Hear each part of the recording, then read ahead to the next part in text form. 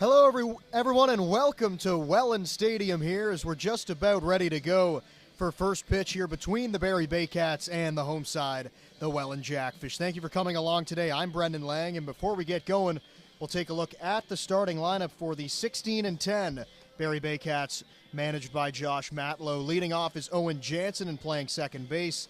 Noel McGarry-Doyle plays left field and hits second. Ryan Rio does the DH duties. He bats third. Malik Williams is at first base. He hits fourth. James Anderson, he's out there in right field batting fifth. Brendan Cawley plays third base and hits sixth. Carson Burns starts off the bottom third of the order. He bats seventh and plays shortstop. Tyler Plumpton does the catching and hits eighth. And then it's Juan Familia playing center field and rounding out the order, batting ninth. The man that lineup will be tasked with facing today, starter for the Welland Jackfish, left-hander Rich Corrente, making his first start of the season at home. Made all of his 5 starts so far on the road, and he's gotten off to a pretty strong start so far. He's got a 4.50 ERA. He is 4-0 every time he goes out there. He's really able to keep his team in the ballgame's 32 innings over those 5 starts. Has only walked 4 batters, and that's something you're going to notice from the left-hander today. Not a ton of velocity from the left side, but he's always going to be around the plate, and he works very quickly, keeps his defense engaged, and invites contact, gets a lot of soft contact as he gets a lot of quick outs. Only 10 strikeouts on the season for him through those 32 innings, so he's on the rubber. Jansen's in the box, and the first pitch flies here in Welland. It's right over the outside edge. And right there, Corrente, first pitch of the game, is in the strike zone, and he jumps ahead of the leadoff hitter, Owen Jansen. Jansen has a good numbers this season, 378 on the batting average. Lefty on lefty to start the game. Another pitch right there on the outside edge, and that's the first 2 pitches of the ball game. Corrente going to the exact same spot, getting the strike call on the outside. So he's way up on Jansen now. Rocks and delivers the 0-2. Swing and a miss.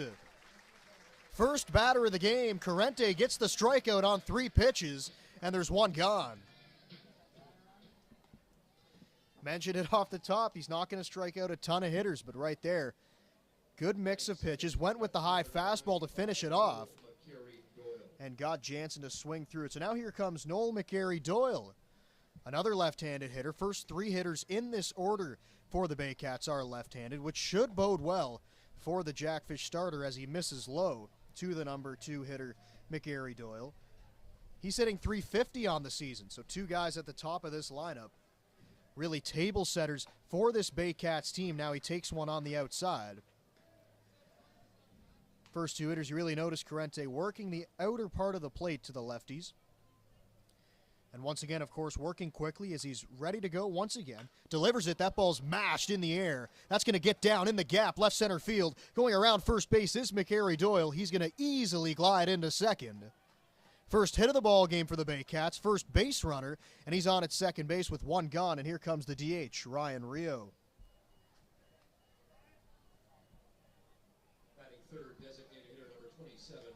So obviously McGarry-Doyle picked up on the fact that Corrente was really trying to pound the outside part of the plate, and he went right with that ball.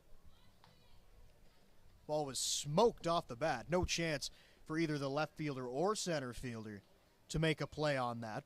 We'll tell you about the defensive alignment here in a moment as Ryan Rio climbs into the left-handed batter's box too, and he hits one off the end of the bat right into the glove of the third baseman, Mattingly Romanen.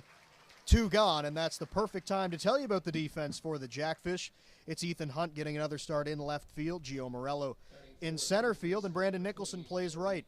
Mattingly Romanen, who just made the catch on that soft liner, starts at third base.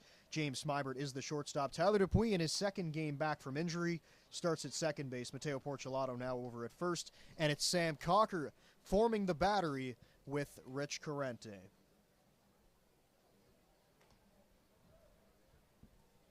So now the number 4 hitter, Malik Williams, comes up to the dish. The first right-handed hitter Corrente will see today. There's 2 outs now, as still a runner in scoring position. For Williams, he does have 14 runs driven in on the year. And he's got another one standing out at second base. He gets ahead in the count there quickly, takes one outside, jumps ahead 1-0. Also hitting .341. Another dangerous bat in this Baycats lineup. Corrente checks the runner a couple times, delivers it home. Ball's popped up over our heads. 1-1. Williams also on the year with 3 home runs. So hitting for a high average. Also got some pop in the bat. The top 4 hitters in this lineup are a big reason why Barrie sits in 4th place in the standings at this point in the season. And Williams now takes one on the inside part of the plate. Really the first time in his outing so far that Corrente has decided to come inside to a Baycats hitter. He got a called strike that time. And now here comes the 1-2. Hit right back up the middle. That's going to get down for a base hit. McGarry Doyle's got great speed. He's easily around third base. He's going to come across the plate, and the Baycats strike first. It's 1-0.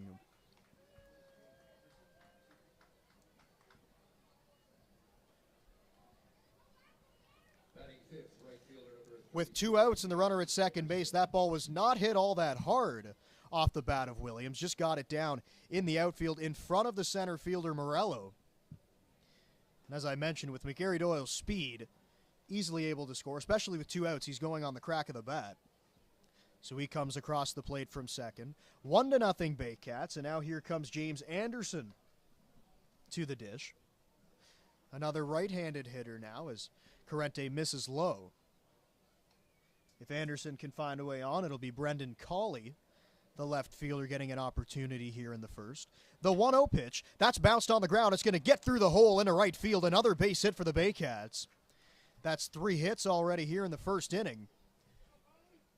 And Brendan Cawley will get an opportunity now in the first with 2 runners on base and 2 gone. Batting 6th, third baseman number 17, Brendan Cawley. That's back-to-back hits now for the Baycats that weren't necessarily scorched off the bat, but were able to find some green out there. And now 1 runner back into scoring position for the Baycats. They try to get another run here in this first inning. First pitch to Cawley is on the inside edge. 0-1, and it'd be huge for the Baycats to strike early in this game, as they already have, but get more than 1 run, because as we know, this Jackfish offense can score a lot of runs in 1 inning. And another swing and a miss. That time looked like an off-speed pitch from Corrente. He had Cawley way out in front, and he jumps way ahead. It's 0-2 for Cawley, 277 on the season. It's Carson Burns waiting on deck, and the 0-2 from Corrente. Off the end of the bat, back up the middle. Dupuis right there. Throw on the run is in time to retire the Baycats. They do score 1 run and lead at 1-0. We go to the home half of the first. All right, how does pizza for a year?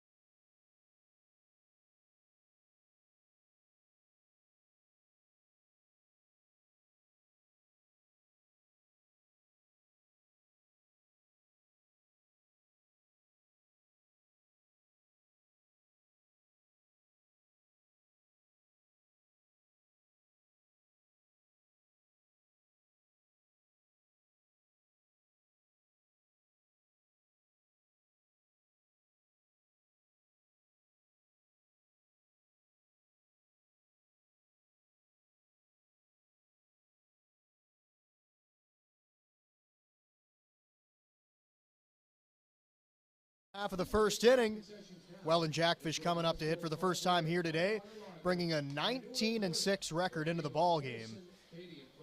Manager Brian Essery writes down this lineup for today's game. Gio Morello leading off, as he normally does, playing center field. It's Mateo Porcelato, the first baseman, hitting second, and Brandon Nicholson batting third, playing right field. Sam Cocker does the catching, bats fourth. James Smybert, he is at shortstop, hits fifth. Tyler Dupuis at second base, bats sixth. Ethan Hunt plays left field, he hits seventh. Matt Hildebrandt back in the lineup. He did have a pinch hit at bat in the last game.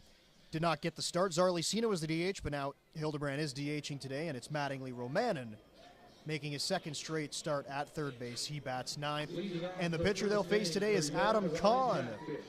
Kahn, so far this season, he's got good numbers. He's made 9 appearances. This will be his 10th game of the season, 6 of those coming as starts, 34 2/3 innings.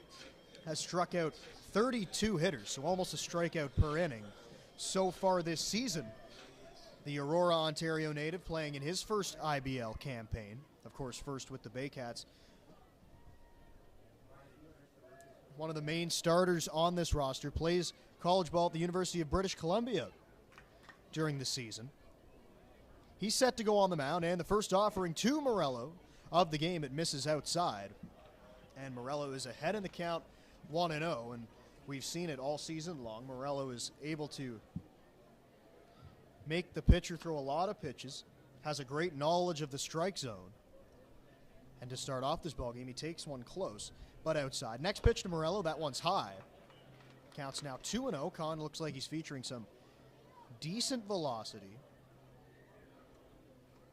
Throwing from the right side today for the Baycats. It's Morello, Porcelato, and Nicholson due up to start off this game. Morello sitting up in the count, 2-0. Next pitch misses inside.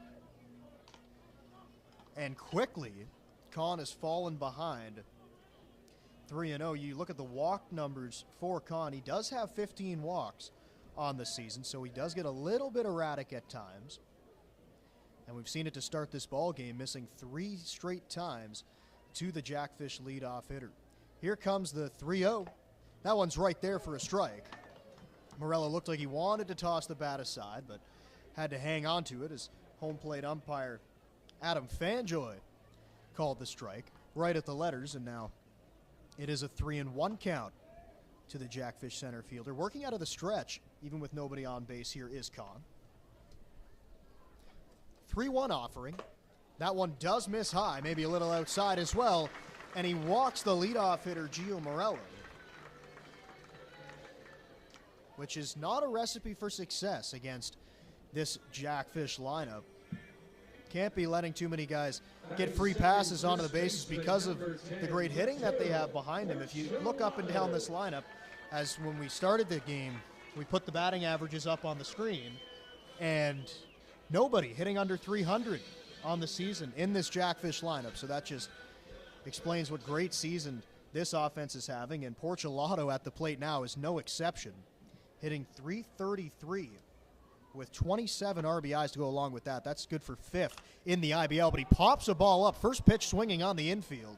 That's out to third base. It's Brendan Cawley calling for it, and he makes the catch for the first out of the inning.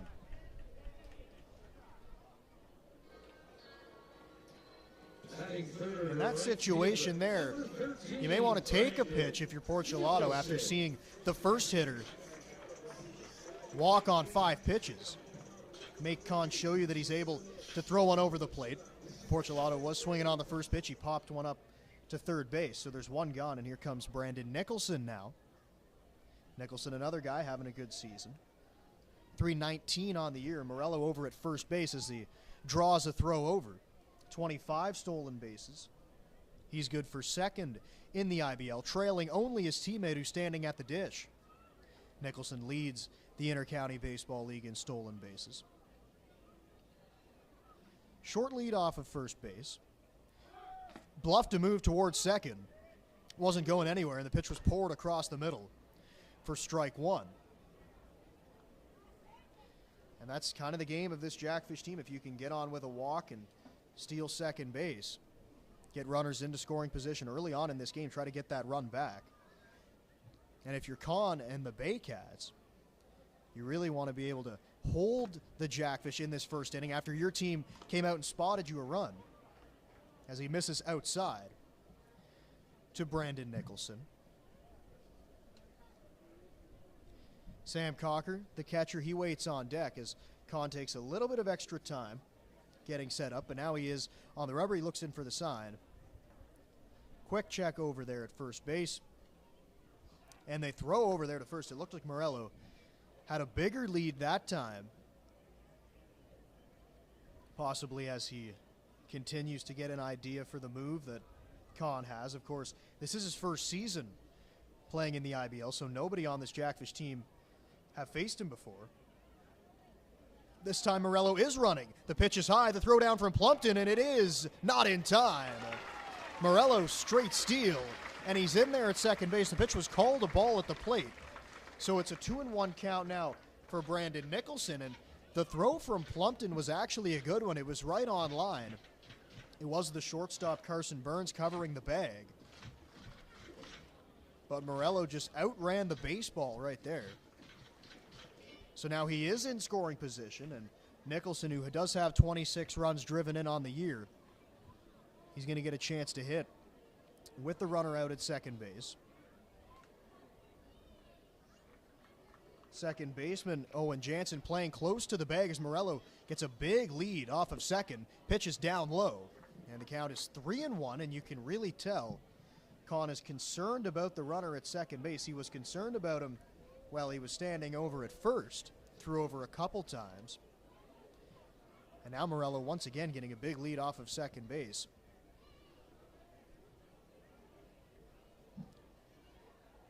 Con, long look back, and he delivers towards the plate. Nicholson hits one down the line, just foul.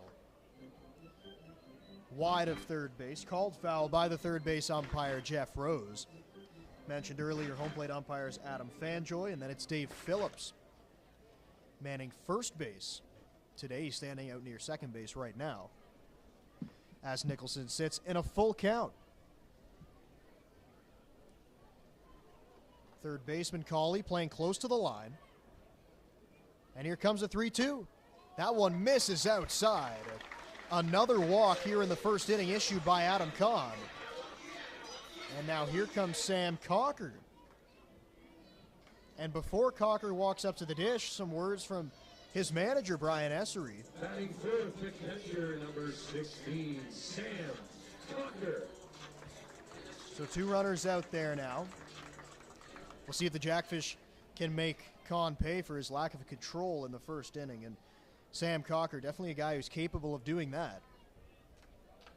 Once again, long look. Both runners are moving. The throw down to third base, the slide. Morello's safe. The double steal was on.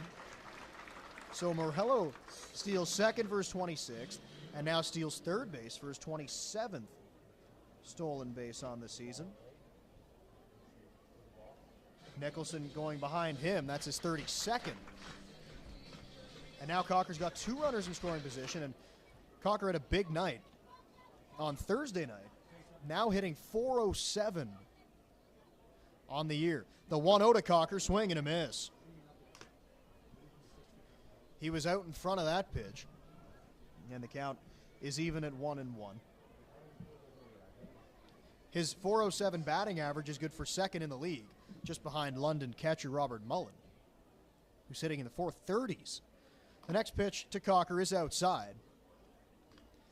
And the count's 2-1. And Cocker, of course, took home the Player of the Month honors for the month of June.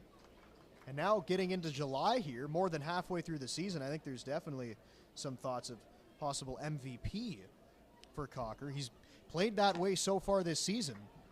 And he takes another pitch outside, and you can see Con asking the home plate umpire, Adam Fanjoy, if the pitch was out. And the strike zone's been consistent here early on. Con keeps trying to shoot for that outside corner, but hasn't yet been able to get the call from Fanjoy. We'll see if he goes somewhere else now in a 3-1 count. Doesn't want to walk another one. This time he throws it right there on the outside edge, a little bit closer, and he does get the call from Fanjoy.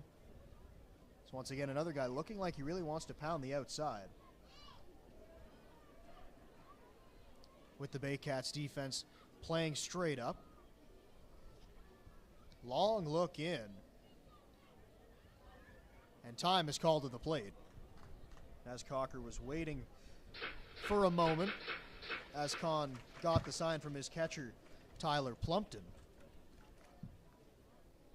Now he does have the sign. Cocker's back in the box. Runners take their leads from second and third, and the 3-2. It's popped up. Foul territory. First baseman Malik Williams going over. He makes the catch. Morello tagging, but he's going to throw on the brakes. Good throw from Williams. Throw back there to third. Safe. Threw in behind the runner Morello. And a close play.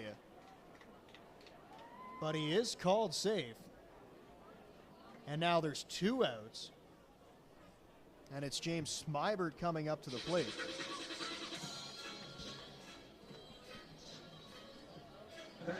Left-handed hitting Smybert comes up with 2 outs. And now still 2 runners in scoring position, but just became a lot easier for Con to be able to work out of this.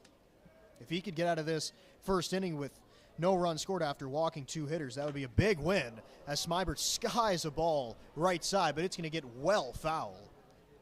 Back onto the berm here at the pond. So Smybert falls behind in the count 0-1, and looking on the other side, if you're the Jackfish, this is a huge opportunity here that you don't want to pass up on. The 0-1 to Smybert, swing and a miss. Looked like Con muscled up on a fastball. Smybert was behind it, and he's down in the count 0-2.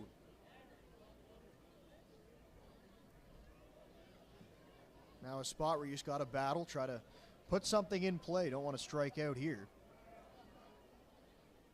Con's ready, and the 0-2. That pitch is up high. Count moves to 1-2 for Smybert.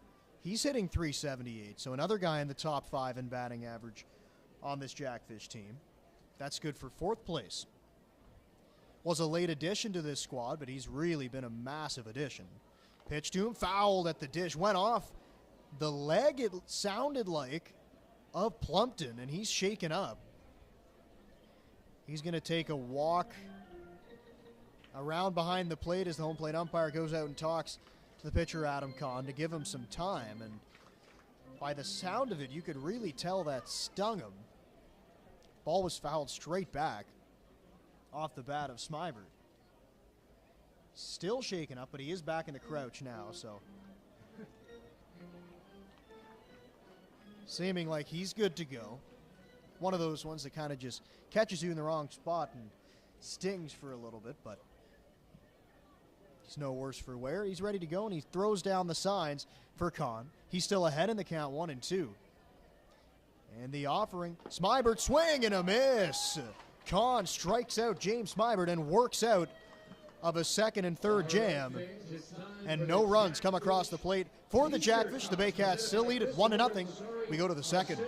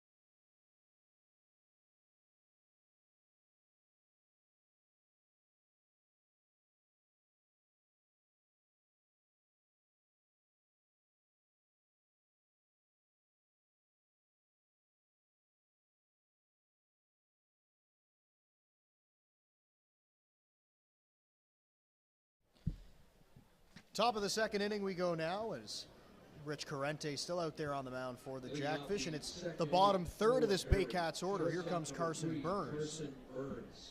He's the shortstop. Tyler Plumpton and Juan Familia due up in this inning. Left-handed hitting Burns facing off against the left-handed pitching Corrente. He misses down low. Counts 1-0. You can see the differing styles from these two starting pitchers. Con definitely relying more on the fastball than Corrente is, as Corrente misses once again. Corrente obviously throwing from the left side. More of a finesse pitcher. The 2-0. It's right there on the outside corner. Counts 2-1, even though Corrente did get a strikeout back there in that first inning.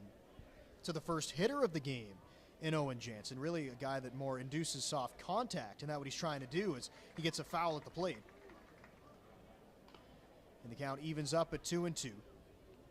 Carson Burns hitting .263 on the season so far, and he's provided great defense as well.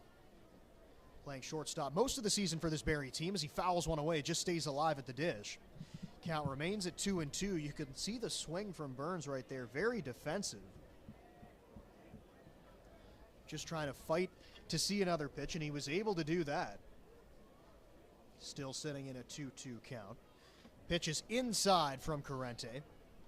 Looked like he had a bit of arm side run on that one, but it ran too far inside. So the count runs full now. Corrente rocks and delivers. Ball's hit on the ground through the hole right field. Another base hit for the Baycats. This time it's Carson Burns checking in with a sharp single to right field. Catcher number 44, Tyler Plumpton. So the number 7 hitter, Carson Burns, stands over at first base, and here comes Tyler Plumpton, the catcher. And this is a guy hitting down in the 8th spot, but hitting .370 on the season. A guy that's been a mainstay in this lineup for the Baycats for a few years now. In his 4th IBL season, 4th of the Baycats to be as exact, as he bunts at the first pitch and fouls it away. Interesting to see him bunting here, batting in the 8th spot. If he was hitting in the 9th spot, maybe you'd understand it a little more, try to get the top of the lineup up to the plate with runner in scoring position, but now Mattingly Romanen at third base is going to have to play, and he squares around once again, and the pitch runs inside and hits him.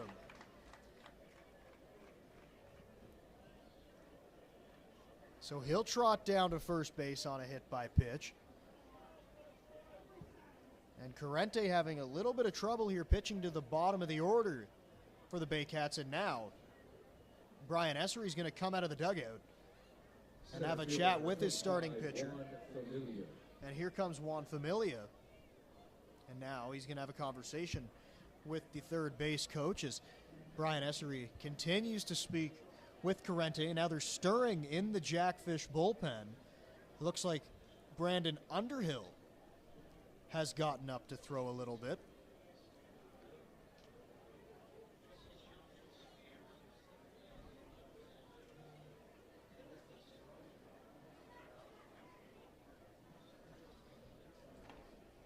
So the mound visit's done. Corrente's going to climb back up onto the hill and face off against Juan Familia, .222 on the season for him. He's got 9 RBIs, looking to pick up his 10th, get into double digits. He's got a runner out in scoring position. Another one over there at first base, and the first pitch from Corrente is inside. And it's a big hit by pitch, especially because the hitter's trying to give himself up for an out, and you're going to allow him to get on base, so that always hurts, especially when you're down at the bottom of the order with the top of the lineup looming. Standing on deck right now is Owen Jansen. He struck out to start off the ball game, but he's had a very strong offensive season to this point. And there's still nobody out in this inning with the number 9 hitter standing at the dish. Porcelato playing in front of the runner. He squares around to bunt, but pulls it back. And the pitch is right there for a strike. You look at the defense right now for the Jackfish, and both Romanen and Porcelato playing in on the cut of the grass. the defenders up the middle in Dupuis and Smybert, playing in double play depth. Corrente's going to check the runner, and the pitch. That ball's bounced out to shortstop. Smybert flip it to second for one, back to first, not in time. Juan Familia with the speed out of the box, beats it out. So that'll go down as a fielder's choice. Tyler Plumpton is erased. Second baseman Owen Jansen.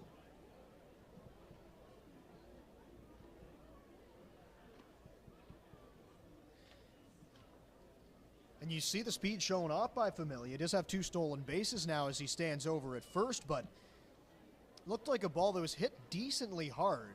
Thought he may be able to turn 2, but with the runner at second base, was a little bit difficult for Smybert to come get that ball. Might have blocked his view a little bit, so he can only get 1.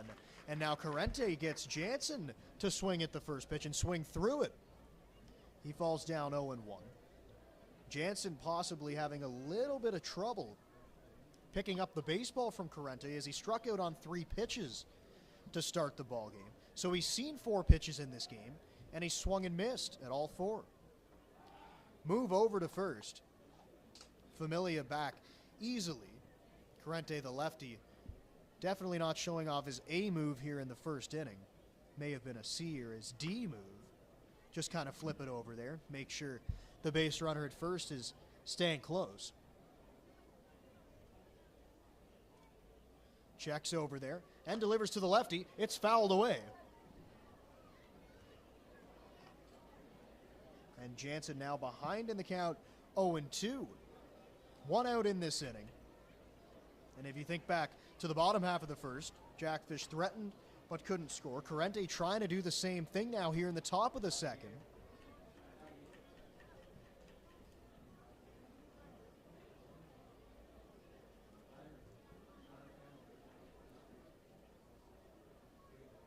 And he's running, takes off for second, ball's hit on the ground to third. It's knocked down by Roman, and now the throw, it's in time.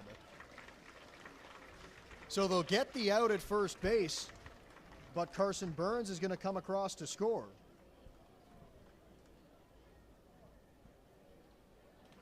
Left fielder Noel Carey Doyle.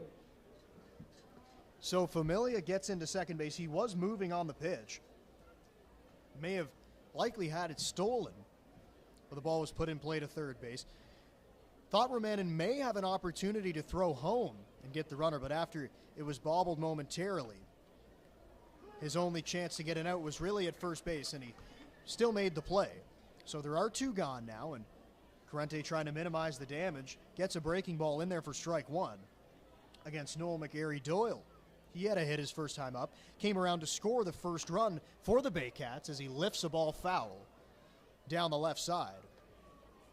And he gets behind in the count, 0-2. Corrente was able to get ahead of Jansen, 0-2 as well, before getting the ground ball. He'll try to get the same thing here against the left fielder. It's hit in the air center field. Morello coming on. He'll get there easily to make the catch and retire the Baycats. They do get another one. They lead it now 2-0 going to the bottom of the second. Down to the concourse.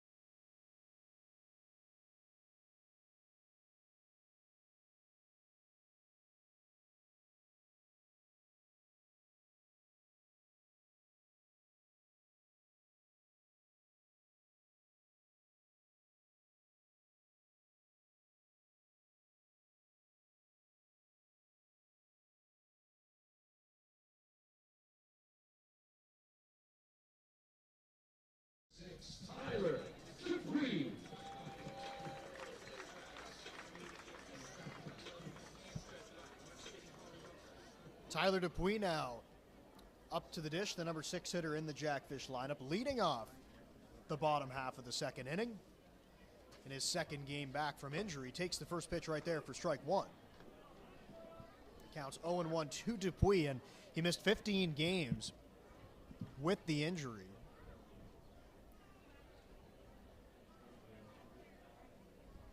And right coming back from the injury, first pitch, triple down the line.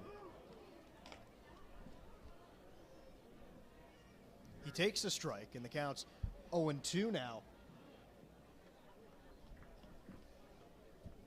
on Dupuis. 6, 7, 8 hitters due up here in the bottom half of the second. 0-2 offering is up high. Dupuis takes it, and it's 1-2.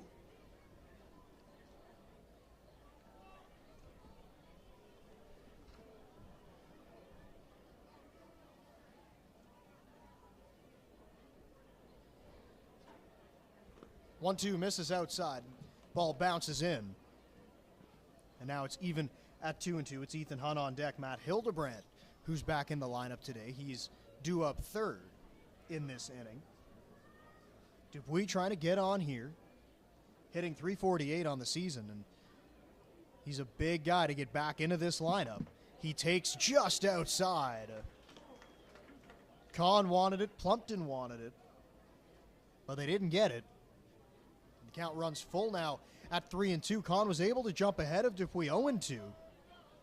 But a great battle now from the Jackfish second baseman to be able to get back into the count. As Kahn doesn't want to walk another one here, he's going to have to come right at him. He does, and Dupuis pops it up towards the Baycats dugout. Plumpton's going to give it a look, but the ball's going to get foul into the seats. Bouncing all around, and a great catch made in the front row.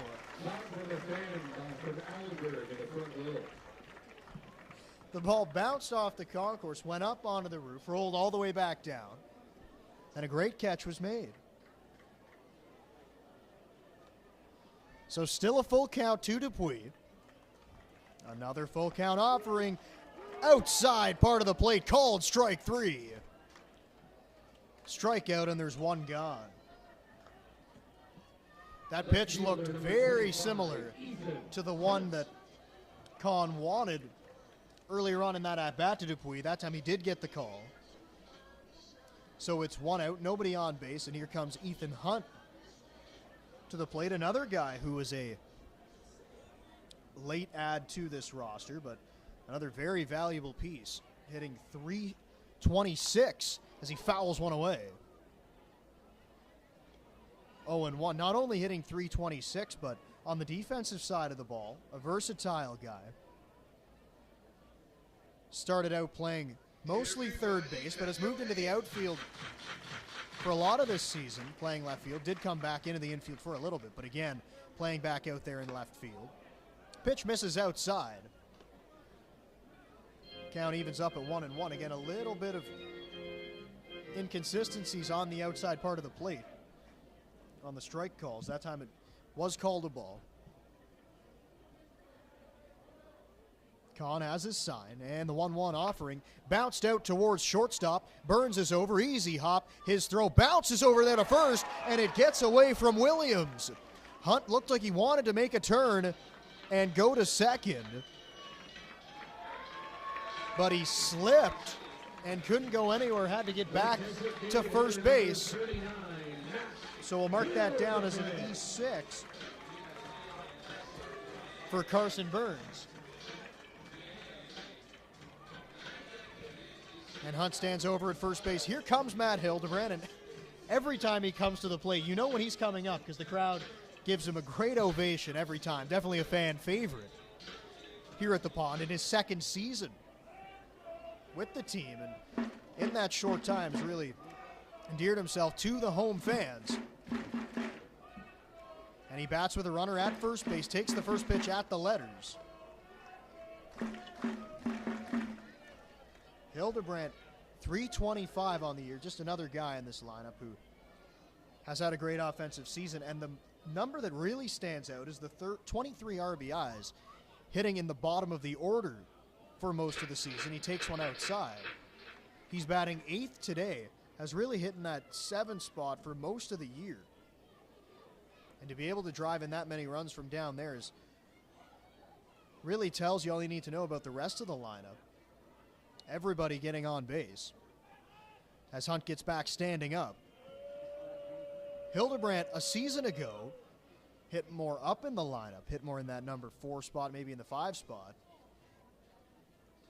But he's really found a home down there in the bottom third of the order. Hunt is running. Pitch is right there for a strike. Throw down to second. It's not going to be in time. Hunt steals it. For Hunt, that's his 12th stolen base on the season. Moves him, he stays in 8th place with those 12 stolen bases. That's the 3rd stolen base of the game for the Jackfish. Coming into the game with 122 stolen bases as a team. So now 125 for this Jackfish roster. Pitch to Hildebrandt in the air. Going back as the shortstop Burns. Now coming in as Noel McGarry-Doyle. He calls everybody off. The left fielder makes the catch. And there's 2 outs. As we play here in the 2nd inning, we'll take a look now at the defense for the Baycats. It's Noel McGarry-Doyle in left. Juan Familia plays center field. It's James Anderson in right. Brendan Cawley plays third base. Carson Burns is the shortstop. Owen Jansen plays second. Malik Williams is at first. And then it is Tyler Plumpton behind the plate. 2 outs, and here comes Mattingly Romanen. Coming into the game on Thursday, Romanen was hitting .280, now hitting .321. Had a good night at the plate on Thursday. Looking to pick up his teammates here with a runner in scoring position and 2 outs. Try to get one on the board for the Jackfish. As Kahn has allowed some traffic in these first 2 innings, but the Jackfish have nothing to show for it so far. The top of the lineup in Morello waiting on deck. The 1-0 from Kahn. Bounced on the ground to third. It's off the glove of the third baseman, Cawley. Hunt's going to go to third. Romanen hit that ball on the screws. We'll see how they score that. He did hit it hard. Went off the glove. Went off the glove of the third baseman. They'll call that a hit.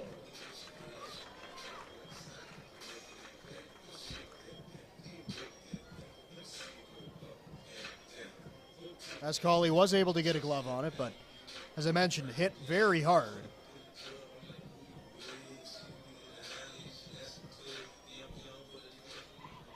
So now, runners at the corners with 2 outs, and it's Gio Morello to the plate. He walked in his first time up. Looking to drive in a run with Hunt standing just 90 feet away at third base before the first pitch to Morello, though. Kahn's going to have a check on the runner standing at first base in Mattingly Romanen. Romanen does not have a stolen base on the season.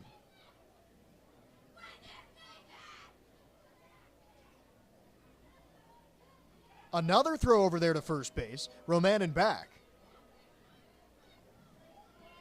Not necessarily a guy, as I just mentioned, no stolen bases, that you're concerned about the speed. Just wanting to make sure he stays close over there. Maybe not necessarily comfortable with what pitch he was going to throw. He comes set. Now he does deliver to the plate, and he gets a pitch by Morello. Big swing from the Jackfish leadoff hitter, but he comes up empty. And that's the first strike of the at-bat on Morello. He's behind in the count, 0-1.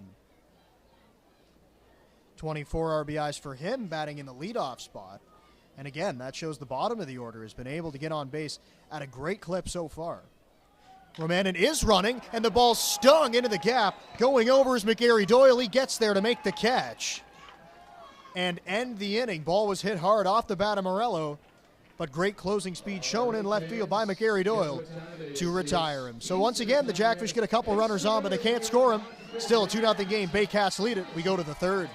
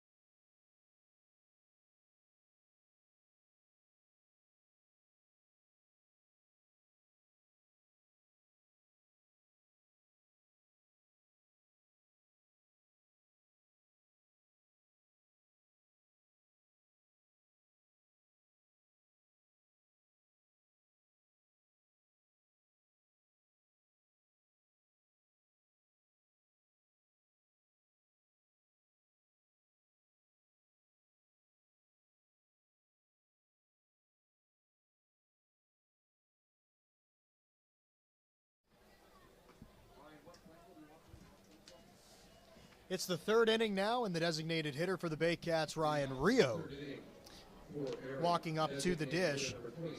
Baycats lead it 2-0 right now. 1 run scored in the first, 1 run scored in the second. As Corrente still out there on the mound, pitching here in his third inning of work. Brandon Underhill continues to get loose down in the Jackfish bullpen. Left-handed hitting Rio is in the box. First pitch of the third inning from Corrente is right there for strike one. Ryan Rio, last time up, lined out to third base. Romanin made the play. Wasn't hit all that hard, kind of off the end of the bat, of Rio. It's kind of looped out there, and Romanin made an easy play of it. Corrente still working quickly here in the third inning. Offers one swing and a miss. A nice breaking ball from Corrente. Had Rio way out in front of it, swang over the top. And Corrente's ahead now 1-2 with Malik Williams waiting on deck. Corrente pitches in the air right field. Sinking quickly. It's going to get down in front of Nicholson. So Rio gets on for the first time today with a base hit to right field.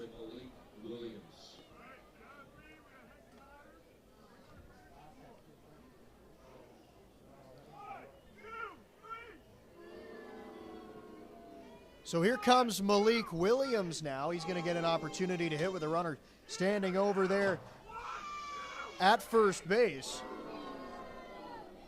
Malik Williams, no stolen bases so far this year. Ryan Rio standing at first. He doesn't have a stolen base on the season. Malik Williams, first pitch, sees one outside corner strike. And the count is 0-1 on Williams. Williams from Toronto. This is his first year playing for the Baycats. First year overall in the IBL. That's an off-speed pitch that bounces in the dirt. Good block by Cocker to make sure that runner stays put over there at first base. Plays at Lipscomb University in the Atlantic Sun Conference in Nashville, Tennessee. Corrente's pitch is right there on the inside edge. He gets the called strike, and it's 1-2. This past year playing at school, Williams had a magnificent offensive year. If you take a look at the numbers, 362 average, 427 on base percentage, and an OPS over 1,000 as he drills one off of Corrente. He picks the ball up and throws it over to first to record the out. First out of the inning, and an athletic play right there from the man on the mound. Ball was hit pretty hard back at him.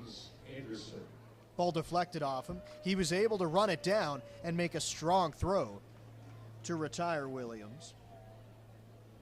So it's a 1-3 put out, and Corrente's got one out, and now he's got to face James Anderson. He had a hit his first time up. He got a ball into right field, bounced it through the hole on the right side. And he'd take that again, but he pops it up on the infield. Charging in is the second baseman Dupuis, but it's Porchelato calling everybody off and making the grab. And there's 2 outs for Brendan Cawley. Third baseman Brendan Cawley. Dupuis was playing back and playing close to the bag with the runner standing at second. He came charging in, but a good play by Porchelato to call him off. He had a better sight line of the ball, and he made the play. Cawley takes one outside. Brendan Cawley grounded out to second base. His first time up on a slick defensive play by Dupuis. He came charging in and threw on the run to nab the runner, Cawley. Now time is called at the plate. Looked like that was Sam Cocker who called time, as he tries to get on the same page with Corrente. Corrente now looking in, still looking in, shakes off a couple times. Now he has the pitch he wants as he comes set, looks at the runner, and delivers to the plate. Strike is called, and the count's 1-1. He got that call on the outside, a pitch that Kahn on the Baycats side has been asking about all game long. But it was given to Corrente right there. Count evens up now at 1-1. And the offering bounced on the ground, foul. Cauley really got that ball at the end of the bat. He was way out in front of it. Was just able to spin it foul. So he's got 2 strikes on him now as Corrente tries to get out of this one unscathed. He's given up 2 runs so far. Trying to keep it right there. The 1-2 fouled away. Hit hard down the line, and that's going to get out of play. Ball came screaming towards the berm. Looks like everybody's okay down there. And now time is called as Ryan Rio out there at second base needs to tie his shoe.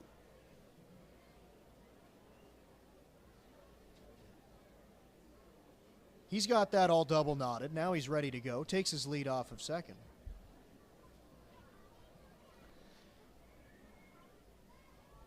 If this inning gets extended, Carson Burns gets an opportunity. Pitch is fouled straight back. Count remains at 1-2. That's 3 straight foul balls now off the bat of Cauley. Not really able to square up Corrente so far, even in his first at-bat. The ball hit to second was not hit all that sharply. Once again, Corrente tries to work out of this with a runner in scoring position. 1-2 pitch is up high. 2-2 is the count now. As you can see, Cauley kind of wanted to go after that pitch, but definitely held off. That high fastball is a difficult one to hold off sometimes, but he was able to do it. And the count evens at 2-2, and he rifles the ball down the left field line, but it's going to hook foul. So I mentioned he was having a little bit of trouble squaring up the pitches of Corrente. No trouble right there. He hit it very hard. Just got out in front of it. And couldn't keep it fair down the left field line. So the count remains now 2-2. To the Baycats' number 6 hitter and third baseman. Cauley now swings and skies a ball to left field. Ethan Hunt going back in front of the warning track, makes the catch to get the Jackfish out of it. The Baycats do get a runner to second base, but can't push him across. It's still a 2-0 game as we go to the home half of the 3rd inning here in the Rose City.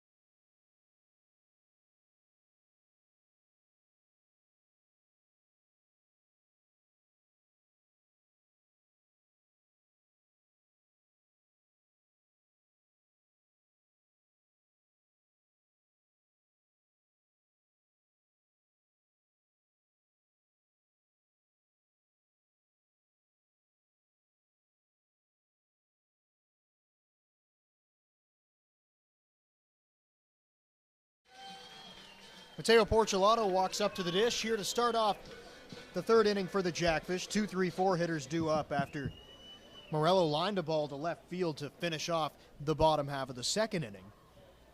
So it's Porchelato, Nicholson, and Cocker due up. Good part of the lineup here for the Jackfish as they try to push one across. First pitch to Porchelato, swing and a miss. Con started him off, looked like an off-speed pitch. Porchelato was out in front.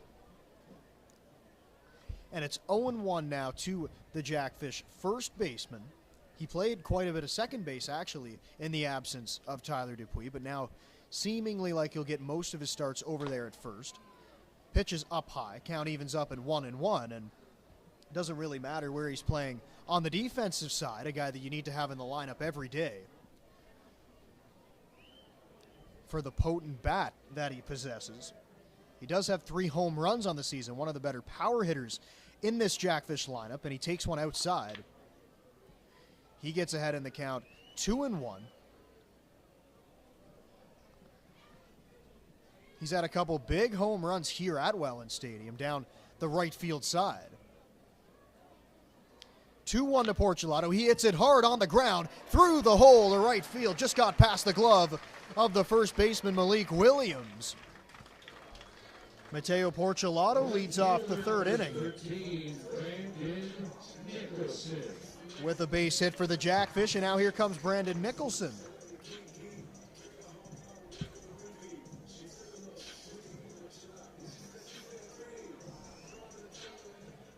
That ball was hit very hard off the bat. Thought there might be a chance that Malik Williams could come up with it over there at first, but it just got by his glove. To right field. We've seen a few times as now Porchelato's running. He's going to easily steal it as Plumpton had to reach out and make that catch. The ball was on the other side of the plate. So for Porchelato, he steals his 16th bag of the year. What I was going to say is we've seen both teams utilizing that right side of the field.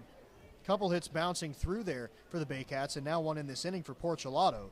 And he's on at second base. In scoring position for Nicholson. Ball's hit hard past the glove of the second baseman, Jansen. Porchelato around third base, coming towards the plate. The throw is not there, and he comes across the plate. First run of the game for the Jackfish is an RBI double for Brandon Nicholson, and they've cut the lead in half. It's 2-1.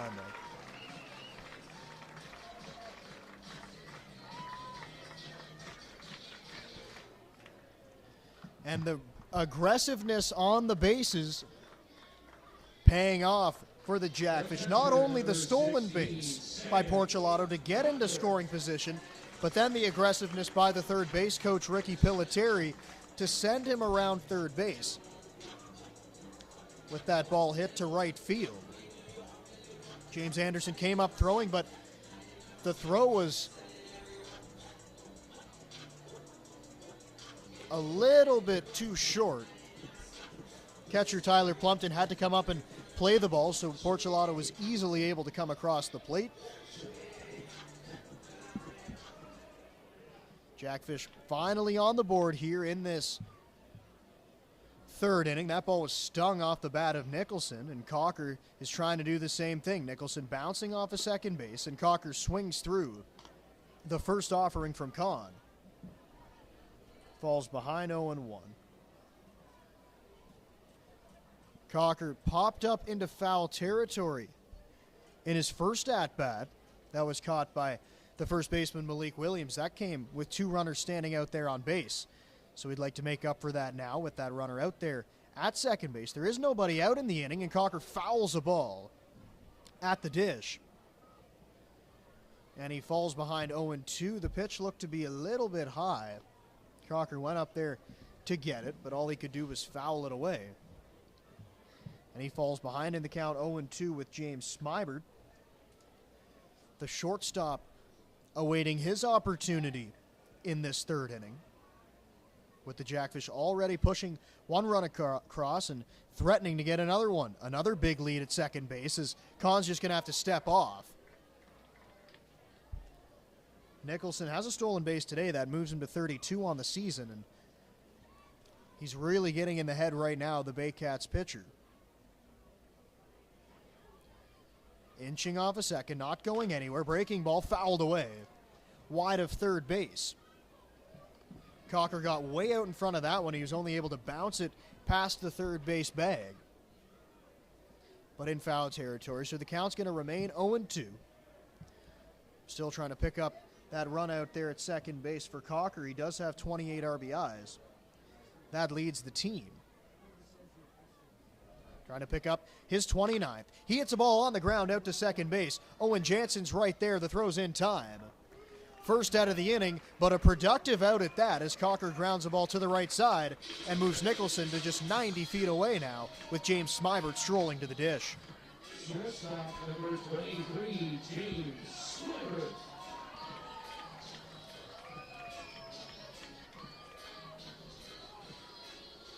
So after Cocker moves him over to third base, the infield is going to come in. Interesting early on in this game by Josh Matlow, manager of the Baycats, bringing the infield in the third inning. Smybert awaiting the pitch, pops it up into left field. Going back is McGarry Doyle. Now he's under it. Behind the ball, makes the catch. Nicholson's tagging. Here comes the throw to the plate. It's not in time, and the game is tied.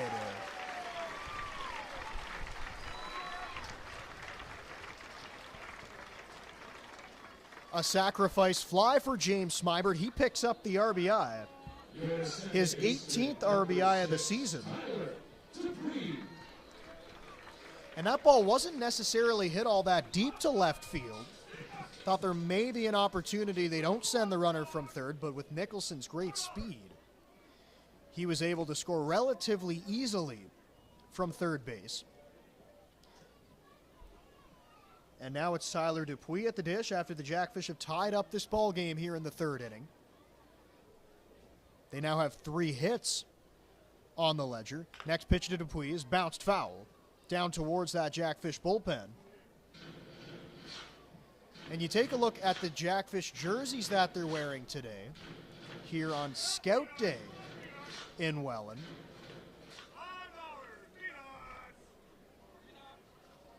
A lot of great promotional days and another specialty jersey being worn by the Jackfish earlier on this season. You remember they wore Rose's jerseys actually for a couple games to honor the Rose City here in Welland.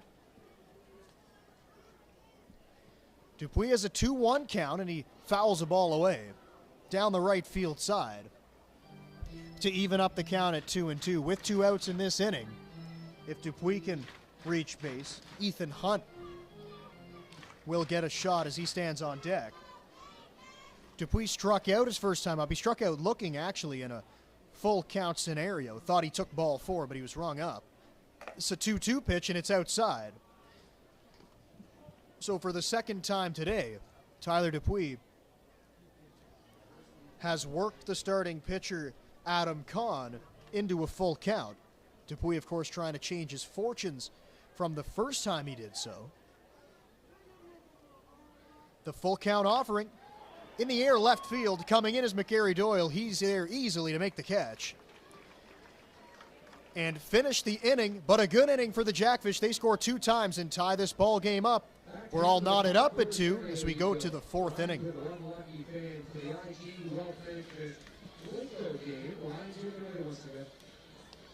Thank you.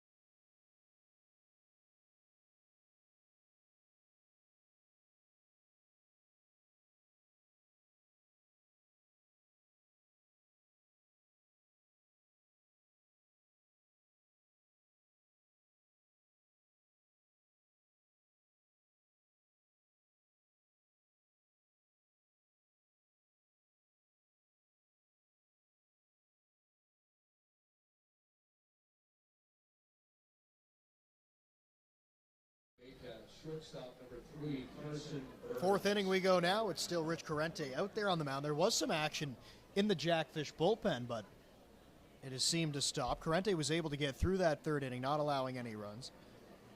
Despite having some traffic on the bases, he has pitched well overall today. Only allowing the 2 runs through 3 innings, and he's kept the team in this game as it's tied up at 2 now, after the Jackfish scored 2 runs in the bottom half of the third. Burns squares around a bunt, and he gets it past the mound. Dupuis charging in, trying to barehand it. He can't make the play. That'll go down as a bunt single. Catcher Tyler Plumpton. Carson Burns, he gets on with a single. He squared around a bunt. It was a good bunt, what he was trying to do when he pulled it down the line. If he can get it past the pitcher with the second baseman Dupuis, even with Dupuis' speed charging in on that ball, really had no shot at getting there and throwing out the runner Burns. Burns also does possess good speed getting up the line, and he was able to beat it out easily. So now it's Tyler Plumpton. He was hit by a pitch in his first time up, coming back in the second inning. He also squared around a bunt. The Jackfish defense still thinking he may here as it's Mattingly Romanen playing in at third base. It was a similar situation the last time Plumpton came up to the dish with a runner at first base and nobody out, and he was trying to sacrifice before he was hit by a pitch by Corrente. Once again, Romanen playing in. Porcelato, he holds the runner on. Swinging away is Plumpton, and he lifts a ball to left field that drops in there. So Plumpton gets on for the second time today. That pushes Carson Burns to second base.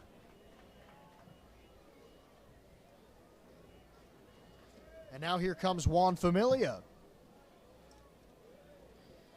And after that base hit, Jackfish bullpen once again gets up. Mentioned they weren't moving to start off this inning, but it is Underhill once again. Now he's on the mound. This is his second time throwing, so it shouldn't take him too long to get loose. Corners playing in for the Jackfish. Up the middle, playing at double play depth, not squaring around right now, is Familia. And he takes up high for ball 1. After Familia, the Baycats will go back to the top of the order. But Familia trying to drive in a run, and that'd be huge right now for the Baycats if they could get those runs back quickly, playing here in the fourth inning. The 1-0 skied in the air center field. Morello stopped, now moving in a few steps, still coming on, he's there. And records the first out of the inning. Burns went back to second base, kind of bluffed the tag, but of course he wasn't going anywhere. The ball wasn't hit that deep.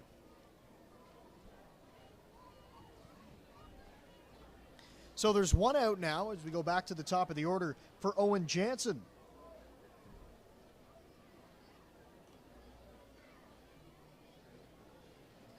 Runner standing at second and first right now. Standing on second base is Carson Burns, and it's Tyler Plumpton over at first. Jansen has been retired both times he's come up to the dish as he fouls one back. But the last time he was up, he had a productive out. Grounded a ball to third base that Romanen may have had a shot throwing the runner out at the plate if he didn't bobble it. But after the bobble, the run was always going to score. He made a good play to throw him out at first, though. So 0 for 2 for Jansen, but with an RBI to his name. Pitch from Corrente, off speed, is popped up on the infield. Coming in is the third baseman, Romanen. He trips over the catcher, Cocker, but the infield fly was called. So the batter is retired. Third time today, Jansen has been retired. Left fielder Noel McCurry Doyle. 2 outs now, as there was a miscommunication right there. Cocker went out to play it, and of course Corrente wanted no part of the pop fly. Romanen coming in, tripped over Cocker, but again, luckily the infield fly rule was in effect with runners standing at first and second. So there are 2 outs now, and the number 2 hitter, Noel McCurry Doyle, into center field. That's going to get down. Around third base is Burns. He's going to score easily. Now it's mishandled out there in center field by Morello, and that'll allow Plumpton to move into third.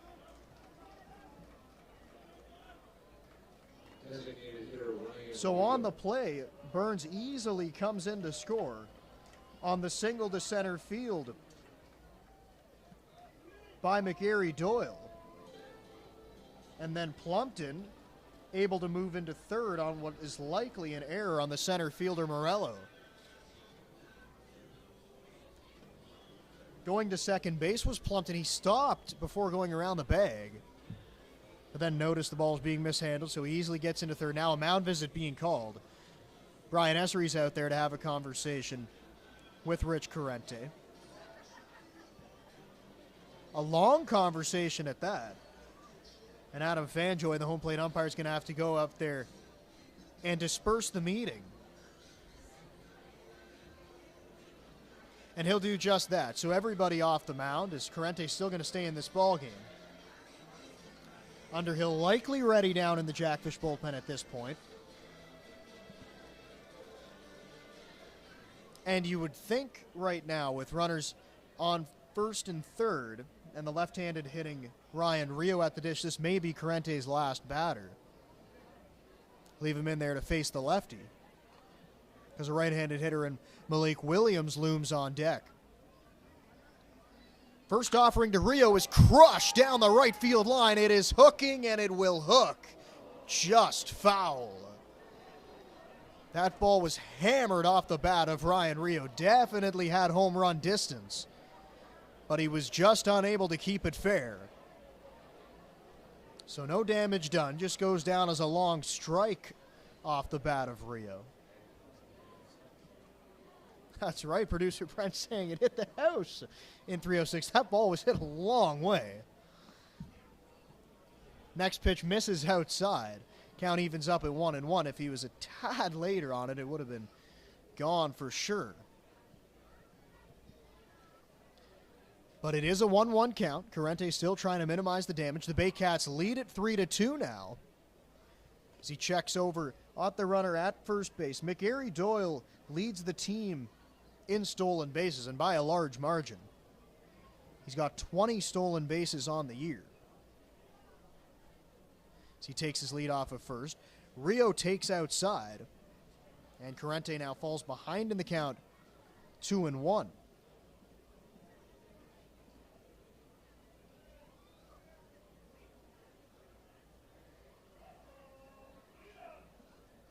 Corrente comes set, pitch to Rio. It's a breaking ball. Rio's way out in front of it, and he hooks it foul.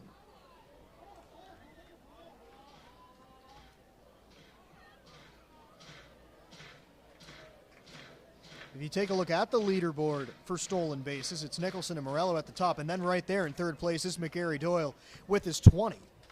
So you're always concerned about the speed. It is a 2-2 count right now to Rio, and he hits a ball hard on the ground, picked up on a hop by Dupuis, and he throws it to first in time. What a sparkling defensive play by the Jackfish second baseman to get Corrente and the Fish out of the inning. That ball was hit on the screws, but no problem for Tyler Dupuis. The Baycats do score one. They lead it now 3-2 as we go to the bottom of the fourth.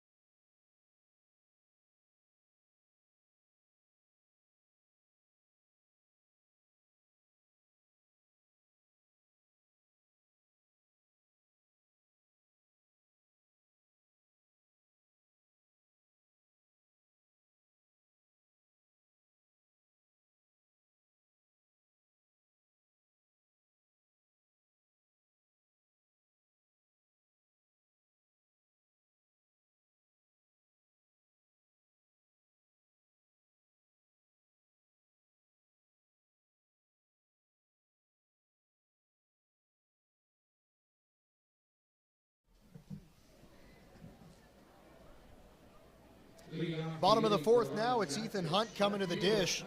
The Baycats did get a run back, though, in the top half of this inning after the Jackfish tied up the ball game. So the Baycats lead it now, 3-2. Welland trying to tie the ball game up and take the lead here in the fourth inning as it's Ethan Hunt tasked to lead off the fourth, and he takes one down low for ball one. 7, 8, 9 hitters in the order for the Jackfish here in the fourth. Hunt, Hildebrandt, and Romanen. The 1-0 offering from Kahn. It misses inside, and the count is 2-0. The damage could have been a whole lot worse, though, in that fourth inning. A ball that barely got foul down the right field side, and then off the bat of Rio, a ball scorched on the ground, but a great defensive play by Tyler Dupuis to get the Jackfish out of the inning. So only the one run coming across the plate, and still keeping the game very close with this Jackfish offense that can strike at any moment. It's a 2-1 count on Ethan Hunt. He swings and fouls one away down the right field side. It'll get out of play. Count evens up at 2-2. Hunt, in his first time up, he reached first base on an error. It was an error by the shortstop, Carson Burns. Came up throwing at first. It bounced over there. Got past the first baseman, Williams. Now sitting in a 2-2 count, takes one down low. And the count runs full at 3-2. Hunt 326 on the year entering play today, as he awaits a full count offering from Kahn, and he takes it outside, maybe a little bit high as well. So another walk issued by Adam Kahn as Hunt goes down to first base. And a good start to the inning for the Jackfish. You're trying to get that run back that they surrendered in the top half of the fourth.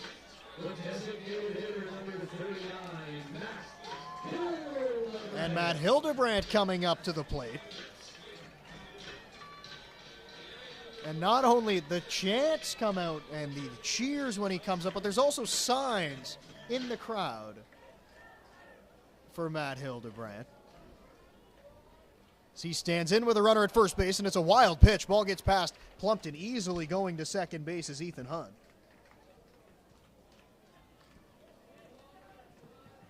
As Hildebrandt now is going to hit with a runner in scoring position. But with Hildebrandt at the plate, a lot of the times, just a runner on base is a runner in scoring position. Even he's in scoring position when he's at the dish because of the great power that he has. Does have 3 home runs on the year. The 1-0 to Hildebrandt. It misses inside once again. That's back-to-back pitches that Adam Kahn has pulled to the inside on the left-handed hitting Hildebrandt.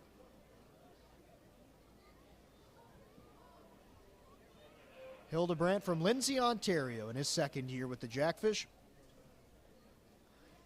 Sitting up in the count, 2-0. He swings and fouls the ball past first base. And the count now moves to 2-1. Hunt getting a good lead off of second base. Not only a good primary lead, but his secondary lead. Really getting good distance off of there. He'll likely be able to score on a base hit. The outfield shifted over to the right just a little bit with Hildebrandt at the dish, and the pitch is high. Hildebrandt has worked himself into a 3-1 count, and once again, the command from Adam Kahn has eluded him a little bit here in this fourth inning of work. He was able to reel it in the past 2 innings, but right now, after walking the leadoff hitter Hunt, has now fallen behind 3-1 to Hildebrandt. Pitches inside, and that hit him. It actually caught Plumpton as well. So Hildebrandt's going to go down to first base. And just speaking of the command, you can really see it getting away from him as the walk to start the inning to Hunt, and then a wild pitch allowed him to get to second, and now a hit batter. So there's going to be a mound visit as there looks to be some movement down in that Baycats bullpen. Saw a couple people run out there. Looks like Evan Souls walking out there right now. As once again, it's a long mound visit. We've seen this on the Jackfish side. It's been a couple long mound visits with Corrente out there. Now a long one. Checking on Adam Kahn.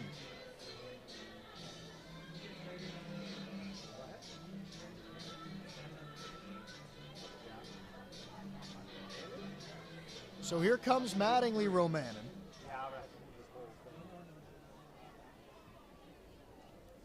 He had a base hit his first time up and went off the glove of the third baseman, Brendan Cawley. He drilled it.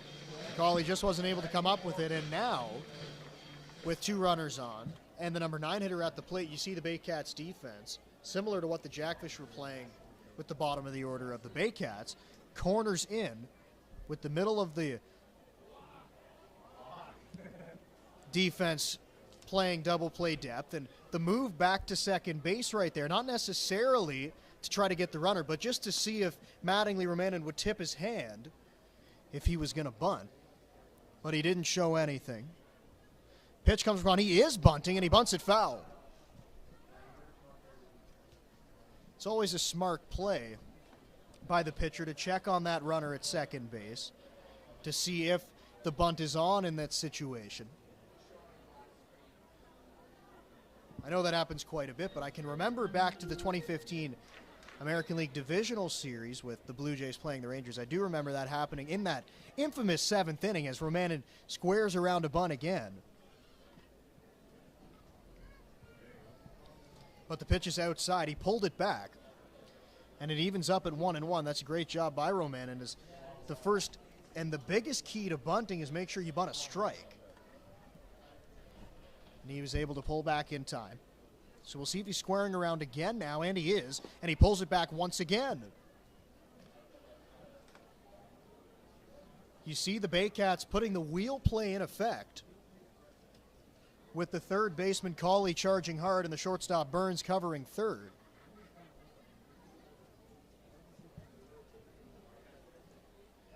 So now he's ahead in the count. See if the bunt is still on. It is. He squares around, pulls it back. The pitch is high. Kahn just can't seem to find the strike zone right now. And if you're Kahn, this happened back in the first inning for Corrente. When Plumpton was trying to give himself up, he hit him. Now Kahn, with Romanen trying to give himself up, is unable to throw the ball over the plate. In a 3-1 count, Romanen is swinging away, but he takes outside, and another walk for the Jackfish, and the bases are now loaded.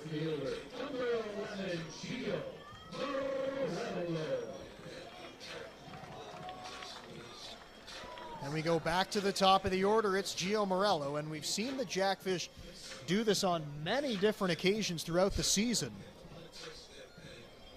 That one big inning. And this is the opportunity for the Jackfish here.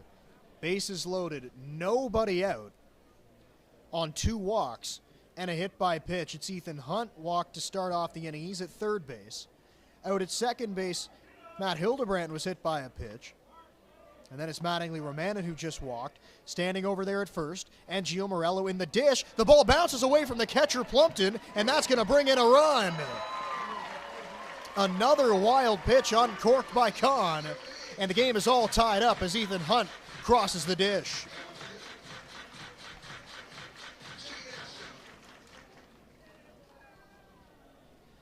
So the second wild pitch of the inning for Adam Kahn, and now the force at any base is taken away, so the infield of the Baycats is going to have to come in. There's a big hole on the left side of the infield if Morello wants to shoot for it. And he takes outside, and he's ahead now 2-0. 2 pitchers throwing now down in that Baycats bullpen. Looks like Aiden Roussel is one of them. Pitch is high. Throw down to third base. Hildebrandt back. Double barrel action. Righty and a southpaw.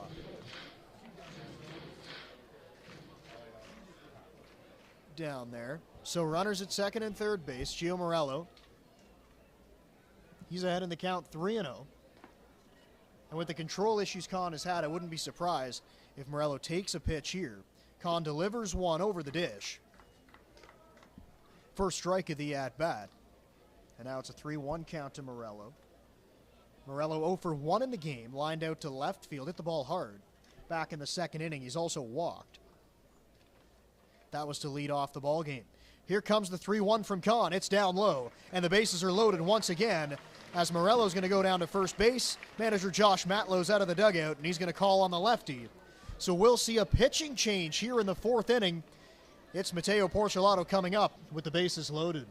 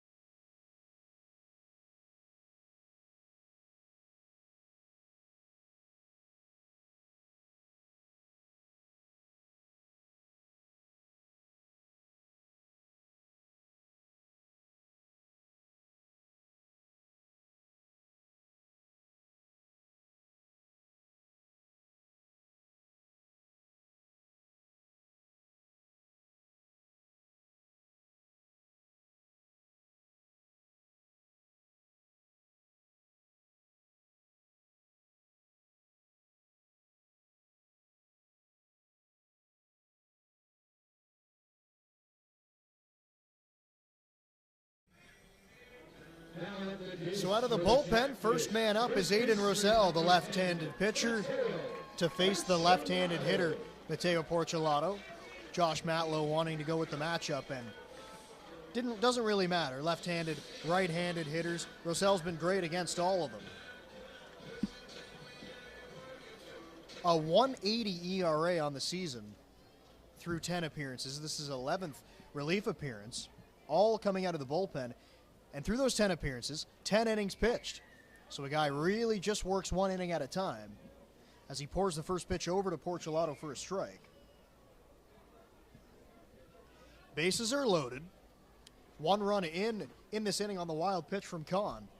Game is all tied up at 3-3. Rosell delivers, strike right there on the outside. And the count is now 0-2. And quickly you can tell why the numbers are so good for Rosell. Able to locate his pitch as well early on in this appearance. Comes set at the belt. And delivers. Check swing. They're going to go down, and he went around. Strike 3 on the swing. Porcelato's retired.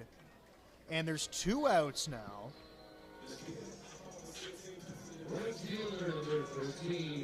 And, excuse me, 1 out. First out of the inning. Porcelato strikeout. He'll go down as a strikeout swinging, and now the lefty Rosell is going to have to face the right-handed hitting Nicholson. Nicholson's been able to come up clutch on numerous occasions this season. He's going to try to do it again here. And back to Rosell. Speaking of consistency, this is his second season pitching for the Baycats. Last year, finished the season with a 1.80 ERA. He has a 1.80 ERA so far through this year. First pitch to Nicholson is down low. He misses. That's the first ball he's thrown since coming out of the bullpen. He is from Barrie, playing for his hometown team here.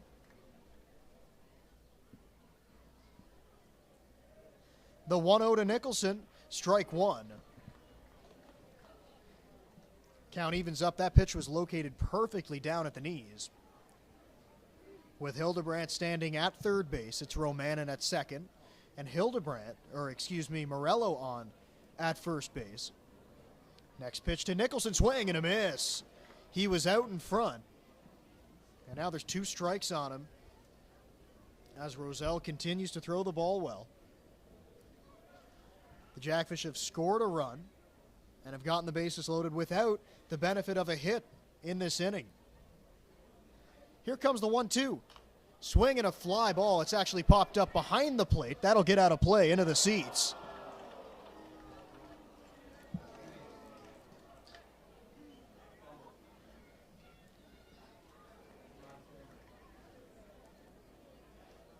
So Nicholson still sitting in a 1-2 count, trying to come through with the bases loaded and 1 out. That out was recorded on a strikeout by Mateo Porcelato. Rosell pitches, ball's flared out to center field, gets over the head of the shortstop Burns. Hildebrandt in to score. Jackfish are going to play station to station as Romanen stops at third base, and the Jackfish have taken the lead on a Brandon Nicholson RBI single to center.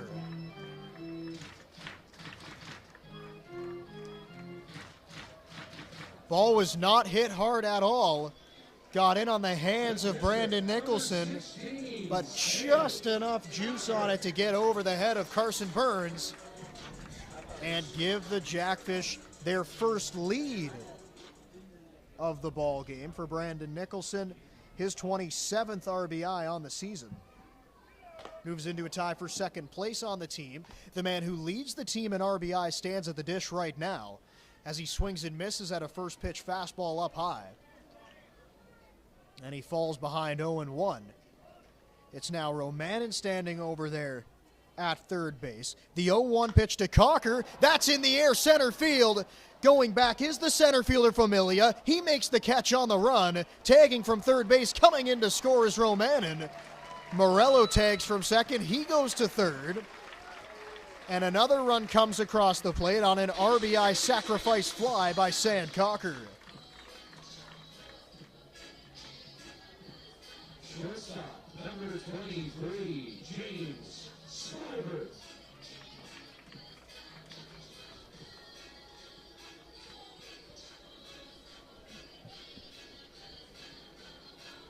So 2 productive at-bats. So that goes down as the second out of the inning for the Jackfish. Cocker hit that ball hard. Thought it might have enough on it to get over the center fielder's head.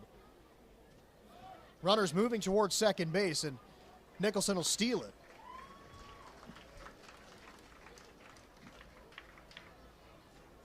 So a 5-3 Jackfish lead now, scoring 3 runs here in this 4th inning. Smybert trying to make it more. Lefty deals. Ball's bounced out to second base. Coming on is Jansen. He's going to try to flip it with the glove, and it's not in time. Morello's in to score. 4th run of the inning for the Jackfish, and they now lead it 6-3. The second baseman, number 6, Tyler Dupuis.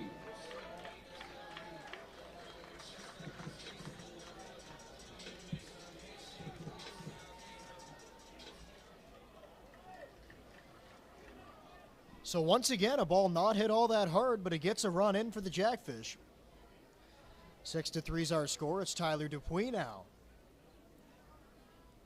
at the plate, trying to add on to this lead.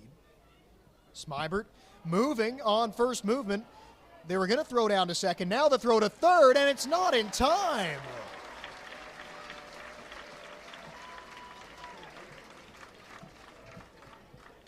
Nicholson back to third base. Smybert's going to move up to second.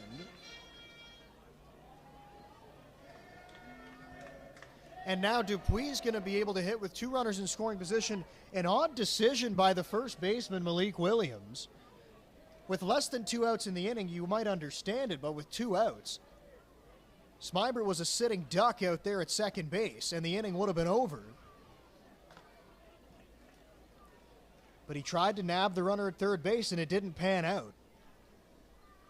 Nothing really going the Baycats' way in this bottom half of the 4th. Dupuis really trying to pour it on now with 2 runners still out there in scoring position. He hits it down the line, just foul. just to the left of third base. Looked like it was close. Brian Essery's out of the dugout to have a chat with Adam Fanjoy. But not much you can really do there. The ball was called foul, so Nicholson, who came in, and Smybert, who was around third.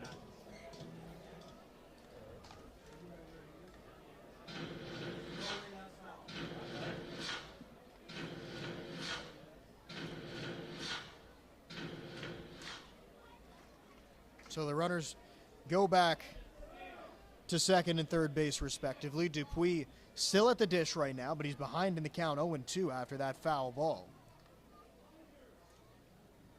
And here comes the 0-2 offering. Check swing. But no swing by Dupuis. He didn't go around. Pitch looked like it may have been close at the knees, but he didn't get the call. So Dupuis still up there. Jackfish have scored 4 runs in this inning. Trying to make it more with 2 runners still out there in scoring position. Ethan Hunt's on deck. He started the inning. This is the 9th man sent to the plate by the Jackfish, but Dupuis swings and misses at a ball at the letters. And the inning finally comes to a close, but not before 4 runs come across the plate. The Jackfish now lead it 6-3 as we move here to the 5th inning.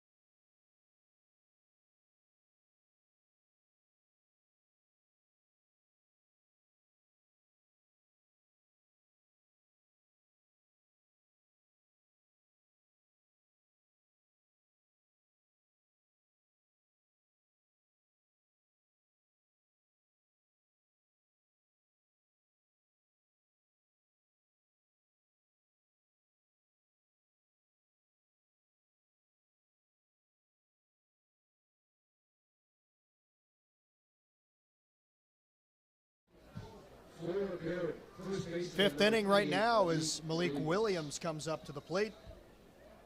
Last out of the 4th inning was recorded by Ryan Rio on a great defensive play by Tyler Dupuis. So the number 4 hitter Williams is at the dish. 4, 5, 6 in the order. Williams, Anderson, and Brendan Cawley.